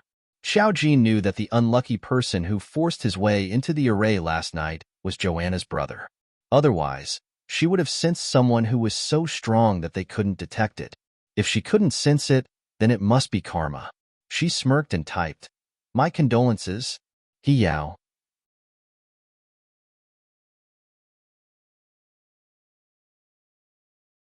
Chapter 409. No matter how she looked at it, this sounded strange. Hiao. I didn't mean anything by sending you a notice. I just want you to be careful. Hiao. Of course, if you're willing, I still want you to help me investigate. There's a reward. They were really forced into a corner. Only the higher-ups of the spirit group could deal with such a powerful opponent. However, those higher-ups were all extremely mysterious. Even if they wandered around, they didn't know who they were. Hiao could only ask Xiao Jin to help, because Xiao Jin had the ability to foresee things. It was Jin. I'm still being monitored by your people. Hiao, you can cancel it when the time comes. Although their surveillance didn't seem to work. She didn't know if it was because Xiao Jin's ability was foresight that she could avoid the surveillance of the spirit group. Hiao, let's meet and talk? It was Jin. Sure. She and Hiao had agreed on a location, but she arrived before Hiao. Because when she sent the message, she already knew that Hiao would meet her. This time, Hiao was alone, and Lan Xiaoni didn't bring her. Compared to before, Hiao was more secretive this time, wearing a cap and sunglasses to hide herself. Xiao Jin looked at her and paused for a moment. It's useless. If Xiaoanna's people want to monitor you, you'll be discovered no matter how well you hide. Hiao was a little surprised. How do you know that I'm hiding from them? Xiao Jin, it's easy to understand. Her brother is dead, so she'll suspect every spiritualist in your country. Naturally, she'll send people to investigate. Hiao said, Xiaoanna only has a few people. It's impossible for her to monitor so many spiritualists. Of course, I can't be a bolster. I won't be so lucky as to be monitored by her, so I have to be prepared. Xiao Jin smiled meaningfully. That's not necessarily true. It's much easier for a few people to monitor you. Hiao frowned. What do you mean? Let me ask you a question. You've been in the spirit group for so long. Among all the spiritualists you've met, do you know why you're still called wizards? Hiao paused, a little puzzled. They were both spiritualists and sorcerers. In fact, there was no need to be so detailed. A spiritual reader was a spiritual reader. What did a wizard mean? Xiao Jin felt that since Hiao had been in contact with her for a long time now, she might be able to rely on her in the future, so she didn't mind revealing more information to her. Hiao nodded. I don't really understand why we're still called adepts. Xiao Jin leisurely took a sip of juice. That's because psychic is just a general term. Wizards are just one type of psychic. In this world, there are other types of psychic. They are not sorcerers. Hiao's pupils dilated as she blurted out, That's impossible. Xiao Jin said, What's impossible about that? Just like how you suspect that I don't just have the ability to predict the future, have you ever seen a wizard with multiple abilities? There's no harm in boldly assuming that there are other types of spiritual readers in this world. This was equivalent to her self-destruction. Hiao was so shocked that she couldn't extricate herself. This was beyond her imagination. In fact, this question had been widely discussed in the spirit group for a long time. However, they never knew why spiritual psychics were called shamans. If there were other types of spiritual readers, then this question would be easy to understand.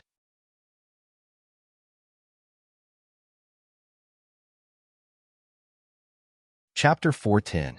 They were called wizards because they were wizards. That didn't mean that there were no other types of spiritualists.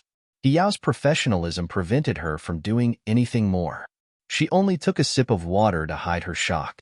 I find it hard to imagine. Xiaojin, I can understand. After all, you were deceived by the spirit organization for so many years. Yao, the spirit organization deceived us? This was obviously another question that she found hard to accept. Xiaojin said, of course the spirit group would lie to you. I even think that there's another spirit group that's similar to the spirit group. It's just that there's a different kind of spiritual reader in this group. They know of your existence, but you don't know of their existence. Yao didn't know what to say now. She looked at Xiaojin and couldn't hide her shock. So, you knew all along? Xiaojin, I don't mind telling you. In this world, there are 3 types of spiritualists. Wizards are the most common, and the other 2 are rare, so you wizards don't know of them. The other 2 types are formation wizards. They use formations and can use any ability you wizards have as long as you can grasp the right formation points. Spiritualists can see the past and the future. Their words are the truth. Yao felt that her view of Xiaojin had been refreshed after seeing him today. Xiaojin explained to her, and she finally understood that sorcerers were the lowest level of existence among the spiritualists. High-level wizards were too rare, just like spiritualists. High-level wizards usually used a single ability to the extreme, and even ordinary formation wizards couldn't stop them. After hearing Xiaojin's explanation, Yao couldn't help but ask, so you, Xiaojin, I'm a formation wizard? Yao suddenly understood. No wonder Xiaojin could know so many things and predict the spirit organization's actions. It seemed that he had always been a high-level existence, an existence that wizards didn't know about. Yao had been in the organization for so many years, but she learned about the complexity of spiritualists from an outsider. She couldn't help but feel complicated. In fact, some people had suspected this before, but no one was able to confirm it. After all, those formation masters and spirit speakers had all gone into hiding. Since Xiaojin had already exposed himself, he naturally didn't mind exposing other people's secrets. Joanna is a spell formation master, and even the entire Hurley family are spell formation masters. It's just that there are very few spell formation masters. To them, the death of one formation master was already a great loss, let alone 3. Joanna would not let this matter rest. If there was someone in Huaxia who could easily kill a formation master, the formation masters behind them would also show up. By then, there might even be a soul master of speech. This world is destined to not be peaceful anymore. Xiaojin's words were meaningful. Of course, he didn't mention the trivial matter of those array masters dying because of his own karma backlash. What was there to talk about? It was such a small matter. It was as insignificant as the sudden appearance of her biological parents. Yao felt that she had suddenly found out a huge secret. She naturally knew that this kind of thing was not said because the higher-ups wanted to hide it. She didn't know why they wanted to hide it, but now she knew that if others found out that she knew about this, she probably wouldn't have a good ending. Xiaojin wanted to drag her down with him. So what? She had already been dragged down by Xiaojin. She didn't tell the organization about Xiaojin, which was already a violation of the organization's rules.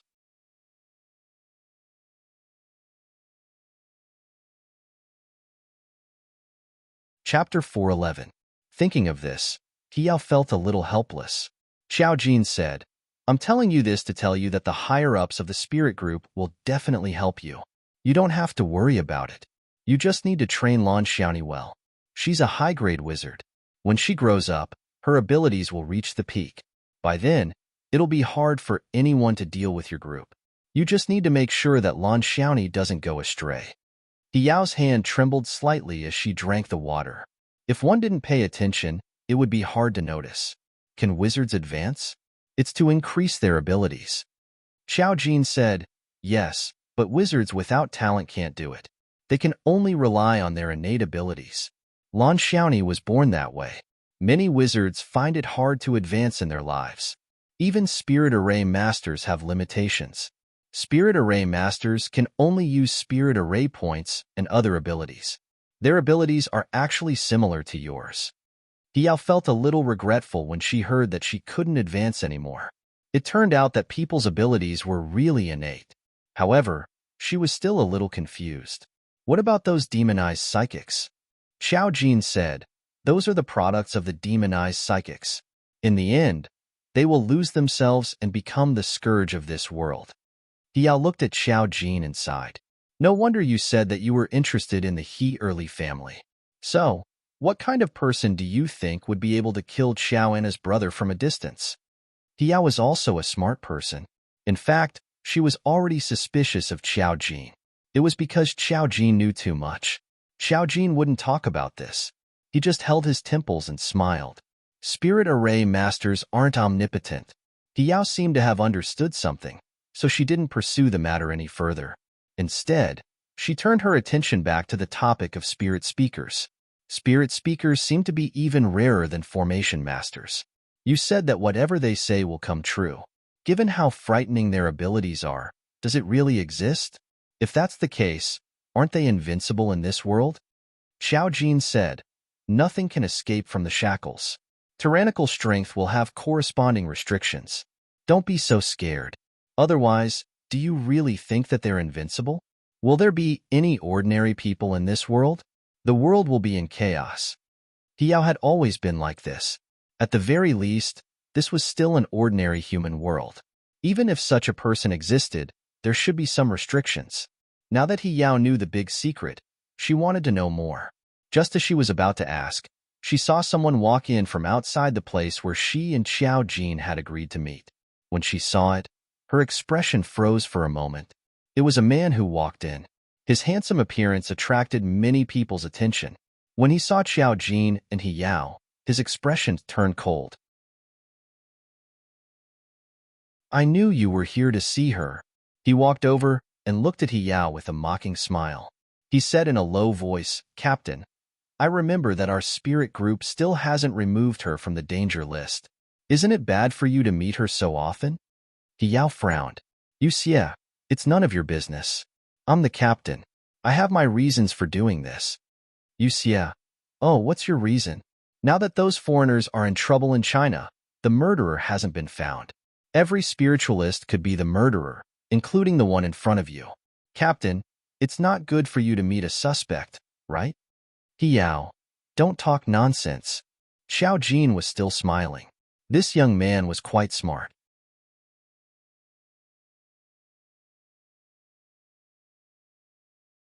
Chapter 412. Am I talking nonsense? Captain, you don't have to be so agitated.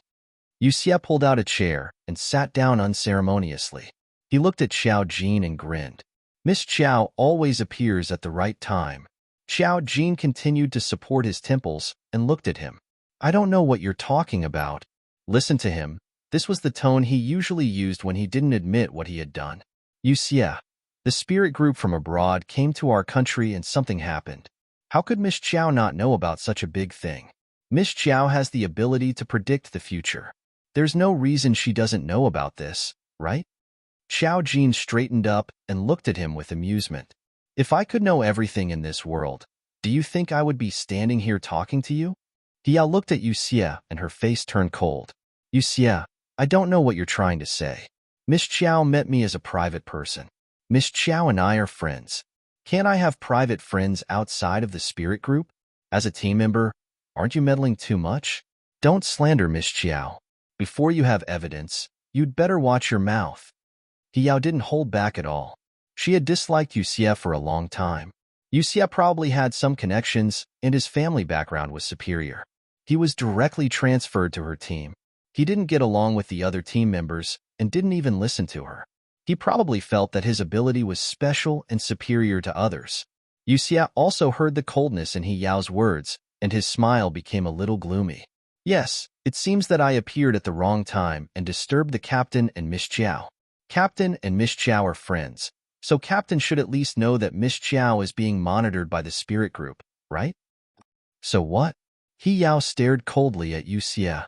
Monitoring is the rule of the spirit group. It doesn't mean that Miss Xiao is a criminal. What do you mean by that? What do you think Miss Xiao did? Is there anything wrong with me meeting Miss Xiao? It seemed like the two of them were going to fall out in front of her. Xiao Jin looked amused, but he did not respond. She continued to take a sip of fruit juice. Yu Xie glanced at Xiao Jin with a sneer in his eyes. It would be best if nothing happened. Yu Xie felt that Xiao Jin was suspicious since he could not explain the matter of the demonized spirit seed. This time, she didn't directly think of Xiao Jin as the foreign array master. She just casually mentioned it. Seeing that the captain was about to fall out with him, he finally restrained himself a little. Yu Xie immediately stood up and left. Hiao looked at his departing figure helplessly. He's someone who has connections and has the ability to come here. I can't control him. Xiao Jin, it's actually pretty good. She curled her lips and said calmly, young people always have to suffer a little to know the immensity of heaven and earth. Hiao looked at Xiao Jin and her face was a little stiff. It's not to that extent. He's still serious when he does things. He's just a little suspicious of everyone out of habit. Xiao Jin, I didn't say anything. I'm not interested in doing anything to him. Don't worry. She looked at Hiao and raised her eyebrows slightly. He's not worthy. Hiao, fine. Now she knew that Xiao Jin was indeed inferior to them in some aspects, especially now that she knew what Xiao Jin told her.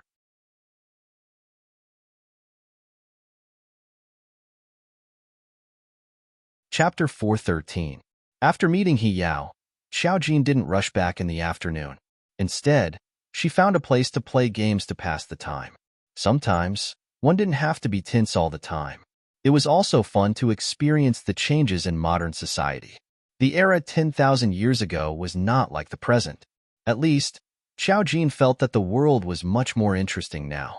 There weren't many entertainment methods in her memory. Xiao Jin used to be a dull person. When she walked outside the mall, she saw a movie hanging inside and became interested. She walked into the cinema to buy tickets. It happened to be a foreign horror movie. It was a working day, so there weren't many people watching movies, especially horror movies. In addition, this horror movie wasn't popular. When Xiao Jin went to buy tickets, there were only a few people. There were two couples, and she was the only one alone. However, she was beautiful. When she walked in alone, the two couples were a little surprised. When Xiao Jin bought the tickets, there was no one in the middle of the back row. However, there was a couple sitting in front of her. She held popcorn in her hand and looked otherworldly. The two couples couldn't help but glance at Xiao Jin. No matter if it was a man or a woman, Xiao Jin was as calm as Mount Tai. Soon, the movie started. The whole cinema was dark. Xiao Jin noticed that a few people walked in. This group was a little big. There were 5 people, 3 men and 2 women. 4 of them were laughing and didn't have the self-awareness to be silent at all. There was also a girl who lowered her head slightly. She seemed to be in a bad mood. At this time, the lights were dim and the cinema was dark. They didn't notice Xiao Jin. Xiao Jin sat in the 10th row, the couple sat in the 9th row, and these people sat in the 8th row. The movie officially started. Because it was a horror movie, there was always a scary atmosphere. From the beginning of the movie, it was in an old style. This was a horror movie imported from abroad. Too few people knew about it, but it looked scary enough. From the beginning of the movie, the girl and the couple whispered that she was afraid and leaned into the boy's arms. The boy enjoyed it very much, but in fact, they also felt scared. Because this movie was indeed scary.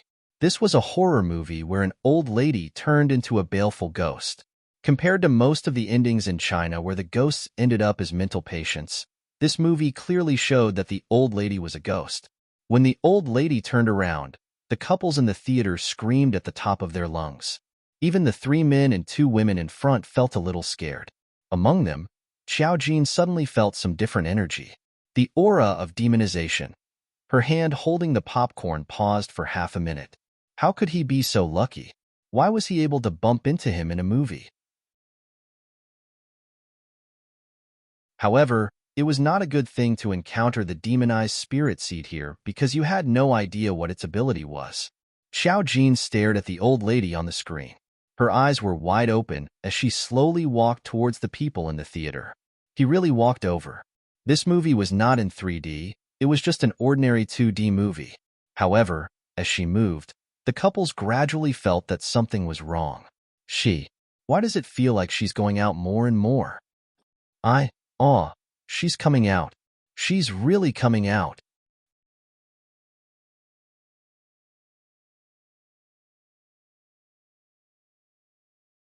Chapter 414.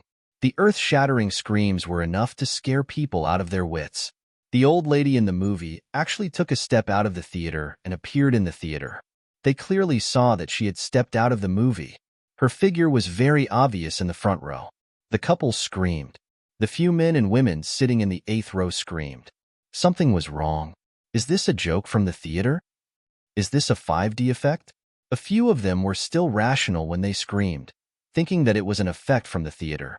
But when the old lady slowly walked up the stairs, the entire theater became colder and colder. They realized that something was wrong. Regardless of whether this was real or not, they didn't dare to stay there. They were scared out of their wits and ran out of the theater screaming. In their seats, only Xiao Jin and the girl in the 8th row who had her head lowered when she came in did not move. The staff monitoring the theater could not see anything. They could only see a few audience members who were enjoying the movie suddenly jump up from their seats and run out of the theater. They were also a little confused. This horror movie was a little scary, but wasn't it a little too exaggerated to run out of the theater? Moreover, there hadn't been such an effect after such a long time. Didn't they see that there were still 2 beauties in their seats? Why were the others so timid? But when they ran to the entrance of the theater, they realized that the door was tightly shut and couldn't be opened. Impossible, the theater was never closed. This way, the audience who wanted to go to the washroom could go out at any time. Help! There's a ghost! Help! Frightened by the atmosphere, a few timid girls couldn't help but scream and hit the door for help. The staff saw the situation from the surveillance camera and felt that something was wrong, so they quickly sent someone to take a look. The old lady didn't even look at Xiao Jin, who was sitting on the stairs, and went straight for the few people. She walked very slowly, but in a few seconds, she was close to them. Another round of horrifying screams. When the old lady was close to them, the door was suddenly opened by the staff. They screamed and ran out, but when they turned back, they saw that the old lady was gone. The old lady's shadow had long disappeared. There's a ghost. There's a ghost in there. That old lady really appeared. What the hell is your movie theater doing? Aren't horror movies scary enough? Why do you have to scare us like this? The girls were so scared that they started crying. The other boys also yelled at the staff angrily. The staff was confused. I'm sorry, but we really don't know what you saw. We're only responsible for playing the film. We didn't see anything. Are you guys too scared? Fuck, that old woman came straight out of the movie, and you still say it's fake? It's true. That ghost came out of the movie and almost caught us just now. It was too terrifying. Woo woo woo woo. I want to go home. I want to go home and find my mother. The chaotic roars of these people caused the cinema to shake. Even the audience who were waiting to watch other movies looked over. Of course, no one believed such a thing, but several people said in unison that they had seen a ghost, which was a little creepy.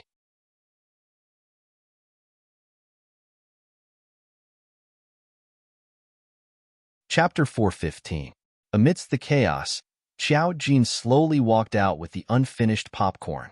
The staff member was surprised to see how calm she was and quickly asked her, "Miss, did you see anything just now?" Xiao Jin said, "I didn't see anything." The men and women who rushed out were all stunned. Xiao Jin also came out, but she said she didn't see anything. At this time, the last girl walked out slowly. The staff member also asked her, but she slowly shook her head. Both girls said they didn't see anything, and the others immediately thought that the other girls were crazy. It didn't make sense that the other 2 girls weren't afraid at all. Although those people were afraid, they were emboldened now that there were more people. The girl who came with the last girl said with tears in her eyes, "Did you really not see anything, Shang Yishan? Did you really not see anything?" Her tone was aggressive, as if she often talked to her like this. Shang Yishan looked up, her eyes a little confused. "I really didn't see anything." She spoke timidly. Her timid appearance made the others believe her even more. If there were really ghosts, how could people not be afraid? In the chaos, a few people even asked to see the video. No one noticed that Xiao Jin glanced at Shang Yishan. She was no longer interested in watching the movie. When she left, she brushed past Shang Yishan and whispered, "Don't do anything you'll regret." Shang Yishan paused. She didn't dare raise her head or look at Xiao Jin. Although the beautiful Xiao Jin was eye-catching, no one noticed what she said to Shang Yishan in the chaos. When Xiao Jin left, there was a wisp of black qi in his palm. She stopped him. The old lady just now had been released by Shang Yishan. Her ability was quite interesting. She could materialize virtual characters. In reality, the old lady might be a living person, but in her heart, the old lady who walked out of the theater just now was really a ghost. It was something formed by Shang Yishan's evil thoughts. Xiao Jin only saw that it hadn't turned into a disaster and casually collected the devil qi that had just been produced. If she hadn't been there just now, there would have been a murder in this movie theater. Due to the imbalance in his heart, he had given birth to such evil thoughts. She looked at the black gas and frowned slightly. What was worth mentioning was that this incident later became a small hot search. On a famous short video app, someone recorded this video and posted it here, attracting the attention of tens of thousands of people. According to the video, a group of young men and women had caused a scene in a movie theater. They claimed that ghosts really did appear while they were watching a horror movie. They even insisted that the movie theater show them the surveillance camera. In the end, the surveillance camera showed that it was them who had gone crazy. There was no ghost at all. This caused the netizens to laugh and mock him. How could there be a ghost? How could there be a ghost in a horror movie? Is this a publicity stunt by the cinema? I'm dying of laughter. These men and women are so funny. I'm dying of laughter. Are they crying from fear? Her acting skills are quite good. Are you trying to hype it up? If this matter became popular, it would have a negative impact on the cinema. In order to prove their innocence, the cinema cut out the part where they went crazy. However, those who didn't think there was a problem felt a little creeped out after watching the video.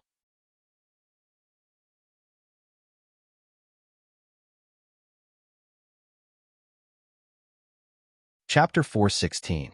There was indeed nothing wrong with the video. The only thing that could be seen was a few audience members suddenly going crazy. At first, they screamed in panic. Even a veteran actor would have to admit defeat. In terms of acting skills, they were too good. However, as they ran to the entrance, two figures that did not move attracted the attention of the audience. When one of them stood up, holding a popcorn bucket, she glanced at the video. Although it was the special night vision of the cinema, it could not hide her beauty. There's a saying that the young lady looks good. If there's really a ghost, why didn't the two young ladies move? It's so strange. Even if they didn't see it, the others had such a big reaction. Why didn't the two girls move? I suspect it's a publicity stunt, but watching this video still gives me a creepy feeling. I have goosebumps, but I don't know why. To be honest, these audience members' acting skills are simply pushing the young fresh meat and the old fat meat to the ground. This is a publicity stunt, right? What does a cinema need to hype? They're the ones going crazy, right? This video gradually became popular on the internet. Ordinary audience members might just treat it as social news and laugh it off. However, it would be seen by the spirit group. Others might not be able to see it, but the spirit group members' expressions changed drastically. This was because they could clearly see in the video that there was indeed an old lady walking slowly. Ordinary people could not see it. Did this not mean that there was a problem? The spirit group immediately investigated the surveillance video of the cinema. In the end, they confirmed that there was no problem with the video. That meant that there was indeed an abnormal situation. To be able to summon such a terrifying thing, it was definitely not a simple spiritual reader. It was most likely a demonized spiritual reader. The spirit group immediately launched an investigation. Fortunately, there were surveillance cameras everywhere. Soon, they found the person in the video. However, when they saw that Xiao Jin had also appeared, the spirit group was stunned. Fuck, why was she everywhere? Hiao had just met Xiao Jin. In the afternoon, she had gotten involved with a demonized spiritual reader and was even caught in a video. Hiao knew that if Xiao Jin did it on purpose, she wouldn't have been filmed. Therefore, Hiao concluded, this was an accident. Xiao Jin probably didn't know that there was a spirit reader there. Looking at the situation in the video, he didn't go for her. Yuxia immediately retorted, "Captain, how can you be so sure that she doesn't know? How is it that every time a demonized spirit reader master appears, she just happens to appear there?" This was indeed a difficult question to refute, but He would not allow Yuxia to frame her as he wished. "All right, let's investigate and see what the truth is." Hearing the tension between Yuxia and Yao, the remaining team members looked at each other. Hua Yiming said softly, "Captain, the higher-ups didn't seem to say that we'll be handling this matter." Yao said, "I'll request an investigation from the higher-ups." It just so happened that everyone had been busy with Joanna and her gang recently. They were so busy that they rarely had time to spare. If she took the initiative to volunteer, the spirit group would definitely agree. Yuxia sneered but didn't say anything. Lan Xiaoni chewed on her lollipop and watched from the side. Although she had the ability, she was still a child and didn't understand these things. She only followed Yao and listened to whatever Yao said.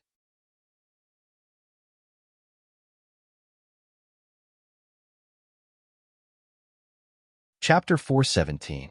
The spirit group wasn't the only one who saw the video. Song Yanqing also knew about it. After Zhong saw it, he recognized Xiao Jin in the video. Although he couldn't see Xiao Jin's appearance clearly, Zhong still recognized him based on his intuition. After all, Miss Qiao's temperament was too unique. He felt that it wasn't good to let the video fester like this. It was a video that exposed one's intelligence. Therefore, he cut off the second half of Xiao Jin's video to prevent it from spreading online. Then, he informed his young master. Song Yanqing praised him as expected. This made Zhong feel that the world was simply too beautiful. However, his young master had been acting mysteriously recently. He rarely let him get close. Most of the time, he let him stand guard outside. It was probably because he had a private call with Miss Qiao. TSK Song Yanqing sent a message to Xiao Jin. Based on the situation in the video, he directly told Xiao Jin his deduction when he called. Demonized psychic? Xiao Jin wasn't surprised to receive his call. He only gave a simple mm. Song Yanqing paused. "You did it?" Xiao Jin. "No, she hasn't completely demonized. I just stopped her. After all, I was also there. If I didn't stop her, I would be in trouble if something happened to those people. She didn't want to cause trouble." Song Yanqing pondered for a moment.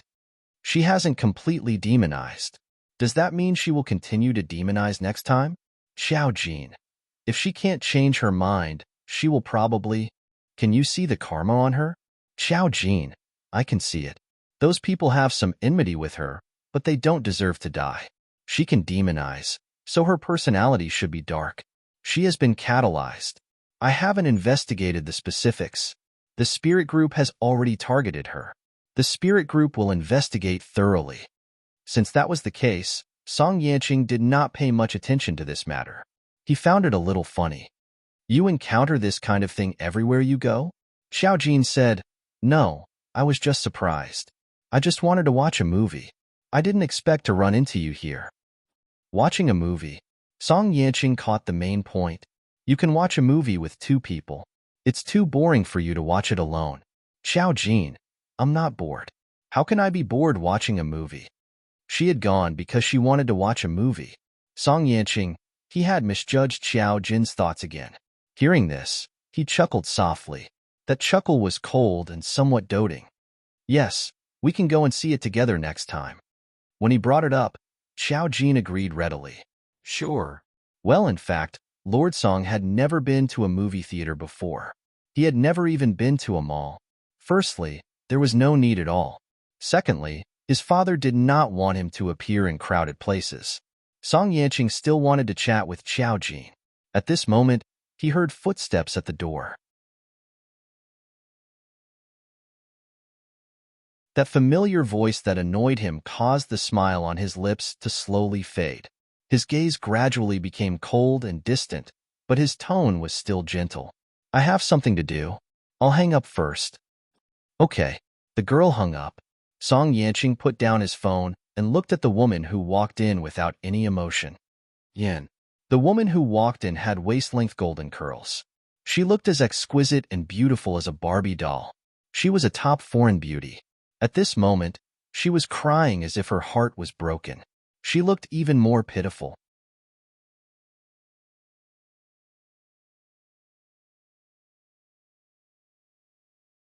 Chapter 418. Ciao, Anna. He opened his mouth, his tone polite and distant. No matter where you are, no matter who you are, you should at least report to me before entering my office. No. Ciao Anna took a tissue and wiped her tears. Yin, I'm already sad enough. Why are you still treating me like this? She was wearing a tight-fitting gray dress that wrapped around her perfect figure. The crying on her face was sincere. My brother died an unnatural death. Now, I just want to catch the murderer who killed my brother.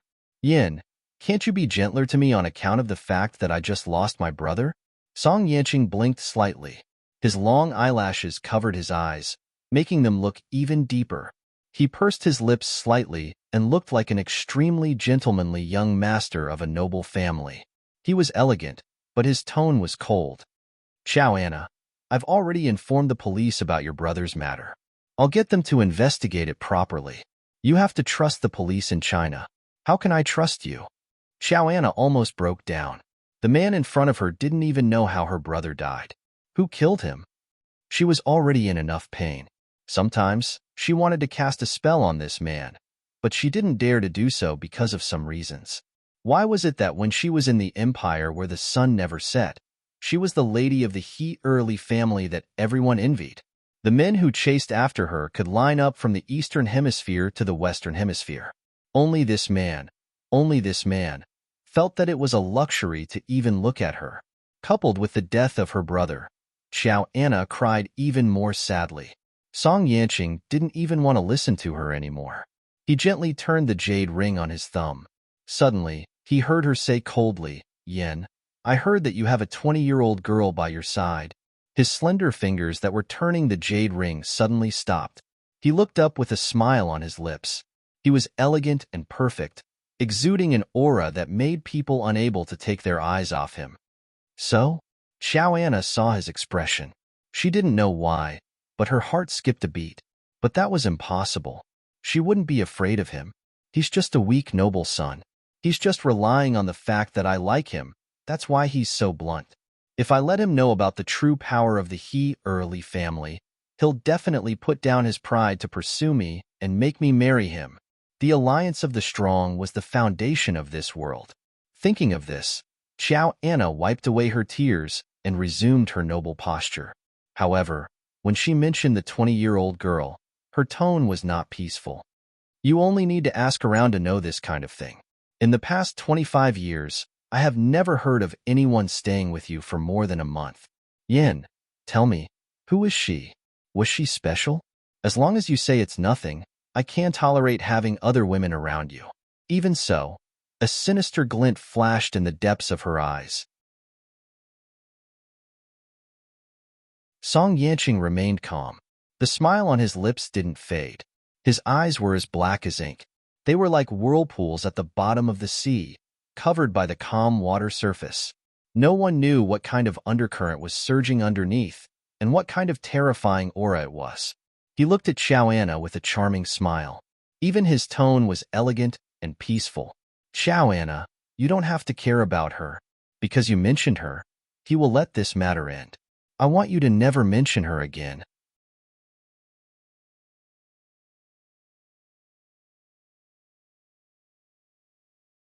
Chapter 419. Joanna misunderstood what he meant. With a hint of joy, she asked, Is she unimportant? Song Yanqing turned around.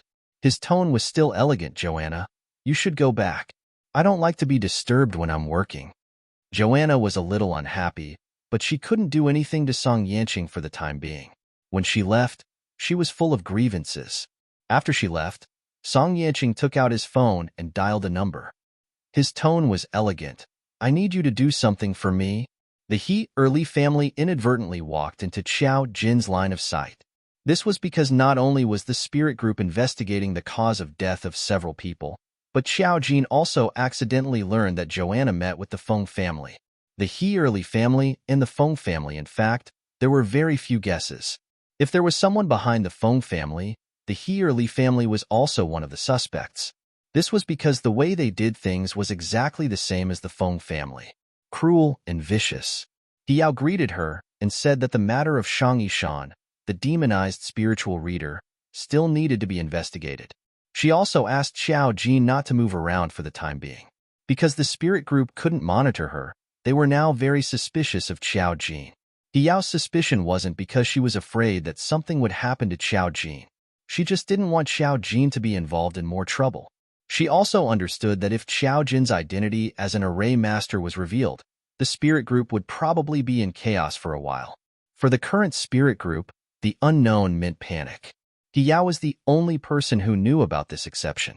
Naturally, she had to weigh the pros and cons. Xiao Jin listened to her.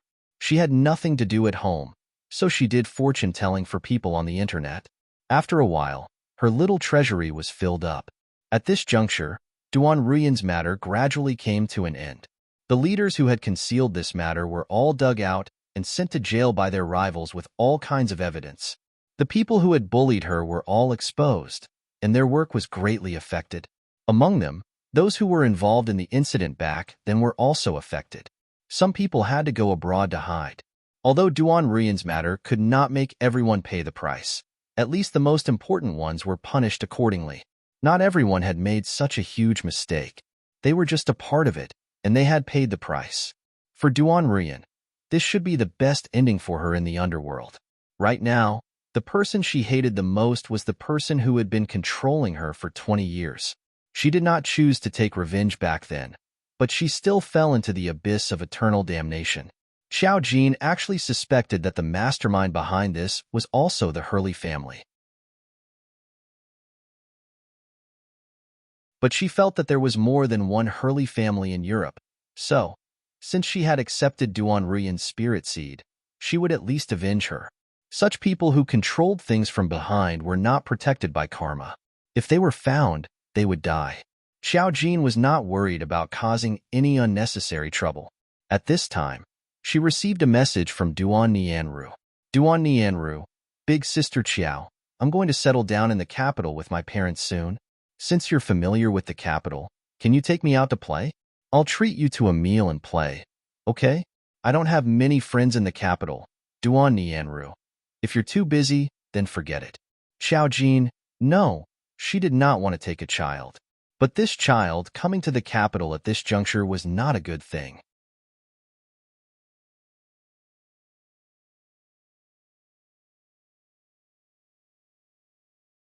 Chapter 420. Duan Nianru was a formation master, and even if she hid well, it didn't mean that she wouldn't be discovered. Now that the He Early family was also in the capital, there was an indescribable attraction between formation masters. If she was discovered, it wouldn't be a good thing. Thinking of this, Xiao Jin replied. It was Jin Jinyo. When are you guys coming? You've already decided to come before the summer vacation is over? Duan Nianru. Because there's nothing to do. We just bought a house, and there are still many things to do. Everything at home has been taken care of. She hesitated for a long time before giving a simple explanation of her big sister's matter. Duan Nianru. Recently, my parents have thought things through. Some people came to our house to apologize and gave us gifts and money, but my parents didn't accept them. Those people were the ones who concealed the cause of my big sister's death. I know that it wasn't their fault, and they were only following orders. Like you said, even if I went to look for trouble with them, my big sister wouldn't be willing to see me like this. Duan Nianru. This matter has already given my parents a lot of comfort. At least for them, my big sister's spirit can rest in peace. I also don't want them to worry. This was a complicated battle involving formation masters, and Duan Nianru knew that she couldn't let her parents get involved. It was Jin Jinyo. It's good that you've thought things through. Duan Nianru. So, do you have time? If I say that I've made friends in the capital, my parents will be very happy. It was Jin Jinyo. No, don't casually run around in the capital. Let's talk about it later. Recently, the capital isn't very safe, and there are many formation masters roaming around. You'll be easily discovered. Duan Nianru. Is it that dangerous? Scared. JPG, it was Jin Jinyo. Yes, it's mainly because you're too weak. Duan Nianru. Her big sister's words were merciless. Perhaps it had stimulated a child's glass heart, but Duan Nianru didn't reply. Xiao Jin wasn't idle at home. Song Yanqing had brought him news of an investigation. It was regarding Su Xiu's family. There was indeed nothing wrong with Su Xiu's family, but Song Yanqing felt that there was something wrong with a family that was especially close to them. In the early years of the Su clan, the elders passed away early. Only Su father and mother Su brought up the two children. In the past, Su father and mother Su both had real power. Although they no longer had any protection, the later generations still lived quite well. Su father was refined and gentle. He had never been rumored to be angry with anyone. His position was also quite good. Su's parents. SSSS parents. Su SSSSSSSS was have s. There was no point in their family being hated by others. T-Tess. There, T and I, TSSS shows his families as SSS, SSSSS, est. In the eyes of the Su clan, they were like real family members. Song Yanqing did not bring this family to Xiao Jin for no reason. When Xiao Jin saw this, he knew something was up. The corners of her lips curled up as she read the results of the investigation. You're tuning in to the Romance Rendezvous YouTube channel. We're so grateful for your support, and don't forget to subscribe to join us on this incredible journey through captivating stories. Your generosity through donations truly makes a world of difference, as it's the primary source of revenue that allows me to expand and enhance this channel for you. Thank you from the bottom of my heart for being a part of this adventure.